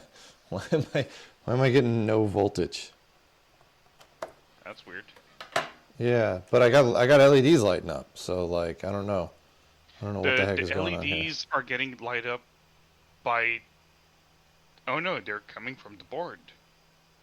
Yeah. Like, I was going Yeah, to, so LEDs can... So if I pull the card and I measure directly on the pins, I've got a good clean 6 volts and negative 12. But now if I measure directly on the pins, I've got 0. Do we have a short? I don't know. This is the second board I put in that does that. Yeah, but That one. I mean, if that there's a one seemed to do it short on too. the 6 volt rail, that might explain why nothing's flipping and flopping. Well, the one that, yeah. That one's got negative 12 volts. And plus 6 volts. And I'm showing 1.54 volts. And this was the one that we tested first, where nothing was flipping Yeah. and flopping. All right? Okay. So, that one at Different least has, problem. that one at least has power. But if I push this guy in, I do get some LEDs lighting up, which is weird. Which means they're getting ground. Yeah, but if I measure between the power rails, it just shows 0 volts.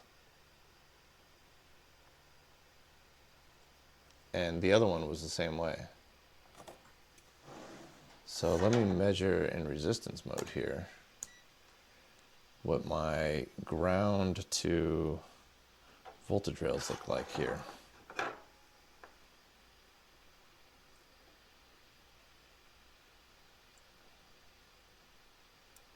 I don't see it's not showing a short. Hmm. I mean, it's not showing anything actually. It's showing completely open. Something's weird. Yeah, something is definitely strange.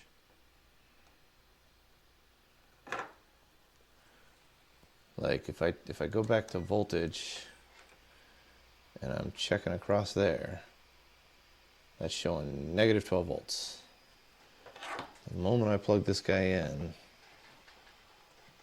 and I check that same location,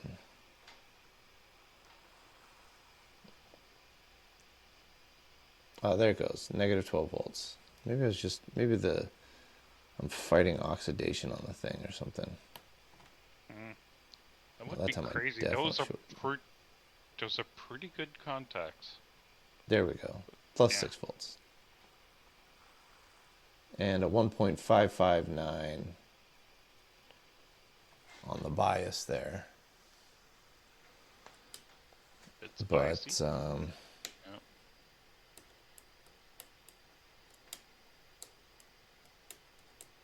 yeah, no matter what I do, no flippy, At the same time, the person that no floppy. that calculated the bias and put that value assumed those were germanium, and those are not a germanium diodes. Yeah, That's I mean, you said that's 1005. That could be Schottky as well. Still silicon, but different, even lower forward voltage drop. Yep. No, they're showing 1.5 volts for 2 drops. That's close to 0.7. That's silicon. Yeah, right. So not Schottky. Yeah. Well, you also got that 120 ohm resistor in there as well. That's also doing a bit of a voltage drop. True. I mean, it's dropping the rest of the voltage from 6 to that reference. That's what it does. You know, I got you. And my 6 is sitting a little high at like 6.3 or whatever. Okay. So our reference is a little higher than normal as well. But I don't think that's enough to completely skew to make every single flip-flop not work. Doesn't make sense. And it's definitely not flipping or flopping, regardless of card. What the heck is G clock? So for whatever reason, we can't figure out how to test FF34, but we did figure out how to test Reg 04s. And we potentially found a fault on that. That's good. All right, but I am getting real sleepy. So I'm going to put these back. Just found a trace that's called G clock, and I just don't know where it got named. I have good news. Did you fix something on the PDP-10? No, I fixed something on the PDP-11 though. Oh, okay. Yeah, when I was pulling its regulator out, I guess I disturbed some cabling, and it stopped running afterwards, so I just assumed, oh, it must need both regulators. But on checking the documentation says no, because you could have the optional battery backup unit, which straps the power distribution board differently. And so I did some looking, and I just knocked a connector loose. So I plugged that back in, reassembled everything, and now the 34 works, which means I can use that to test boards that were in the PDP-10 at the time it was damaged, to try to determine how much damage I did to those before going after the PDP-10's power supply. Which it actually has two power supplies. There's a main power supply for the processor and the console interface and all of that stuff. That one is not damaged. That one is fine.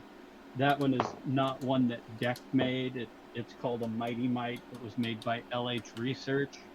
And that one is fine, thankfully. The one that was damaged is the DEC PDP-11 style power supply in the Unibus box.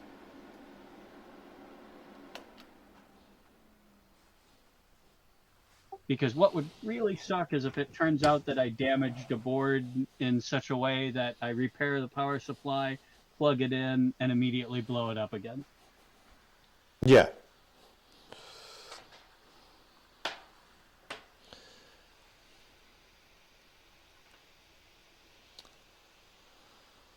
Ooh, Chairnecko, Chaircat, said he got FF34 simulating. What value are the polyester caps that don't have values marked on the circuit? Are those the yellow ones? Is that the one? Those are the ones you're asking about?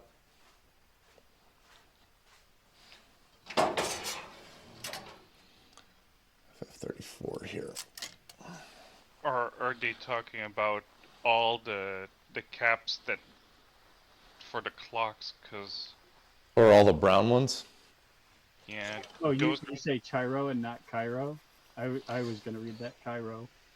Oh, I just read it as Chairnecko. No, they said in chat that it's chai like the tea. Oh, chai like the tea. Gotcha.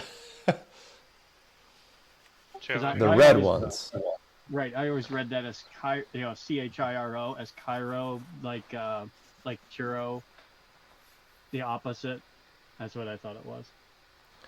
All right, so the red ones, depends on which of the red ones you're talking about, because I got 3 or 4 different values here. The one that looked like weird ceramic type. They're not ceramic. There's a bunch, and I got like 3 different values here. So you got to tell me which one's on the card you're looking for. Oh god, they have different values? That's news Yeah. to me. Yeah, so all the ones that are really close to the edge connector are 22 plus minus 5%. All of the ones that are interspersed with the transistors up top are 12 plus minus 5%. The big one that is in the middle of the 3 yellow caps is an 820. And then the little red one that's on the top, that's just right above the yellow caps, is a 47.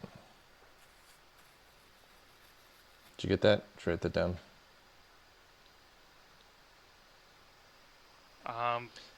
Yeah, I don't think these are UF. I think these are PF.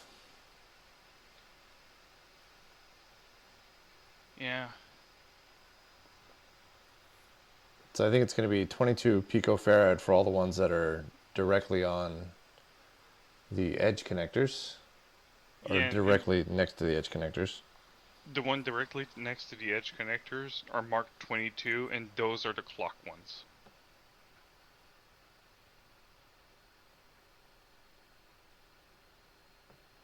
Those aren't. Where are those on the schematic? They're the ones that receive pulses from the clocks. They're sideways. But they go directly to the edge connector. Yeah. Yeah, but the FF34 schematic doesn't show any caps going directly to the edge connectors. Yeah, C18, C17, C14, C13. Oh, yeah. Nope, you're right. I got them. Jesus, what a confusing way to draw this. Okay, yeah. So those are all 22. I'm pretty sure those are nano or picofarad. Yeah. I had to bulk them up so big in the simulator to get them to to push the edge through. That's like the only thing. And then the ones that are going to be in the middle of the transistors, which would be like C6, C7, C8, C5, C4, C1, those are all 12. Okay. And then you've got 2 that remain. One is on the clock reset. One is on the clock pull-up. Yeah. And I don't know which one is which. Clock reset one is the one that's higher up. Yeah, that one's 47. So the clock pull-up is going to be 820. Which makes sense. They're using it as a smoothing cap.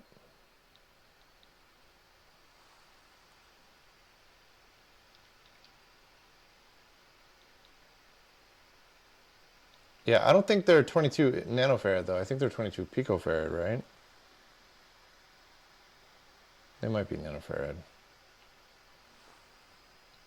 I don't Oddly know how enough, these old ceramic ones are marked. I have no idea, but the problem is that at picofarad, I wasn't able to get enough current through them to toggle my approximation of what a germanium transistor was.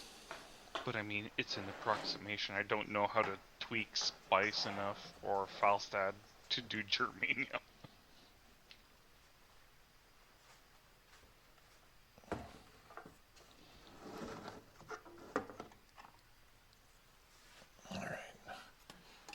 You go up there, and you get to go back in, and I think ultimately we're going to send that Data 620 up to the Large Scale Systems Museum, because he's got a variant up there, and it would make a nice side-by-side between the two.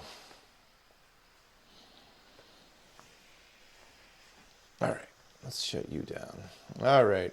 I am throwing in the towel for today. I've broken enough stuff that I think we need to we need to take it easy.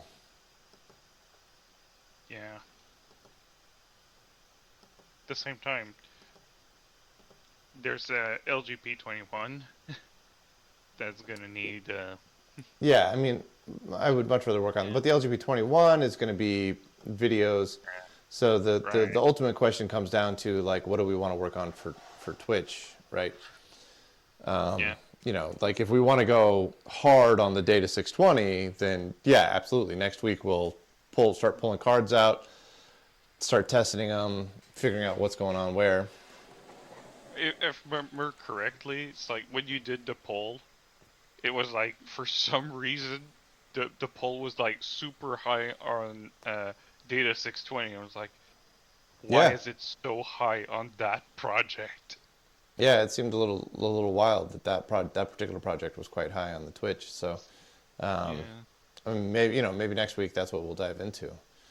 It's like next one's I mean, Data 620 was the top one. The second one was the Remex that finally managed to bubble up, and then and immediately ended up dying.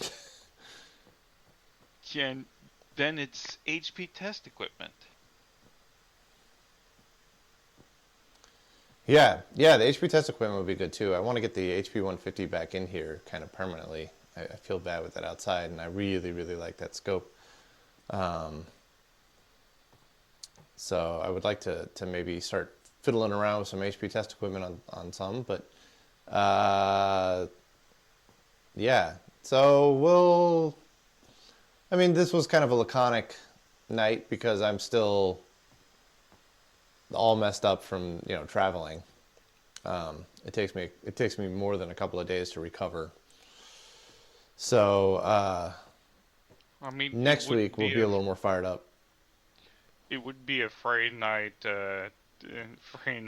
if you're not blowing up something. Yeah, well, thankfully it wasn't full of PCB oil this time. Yep. All right, we're gonna call it a night here. Thank you guys for watching. Catch you on the next one.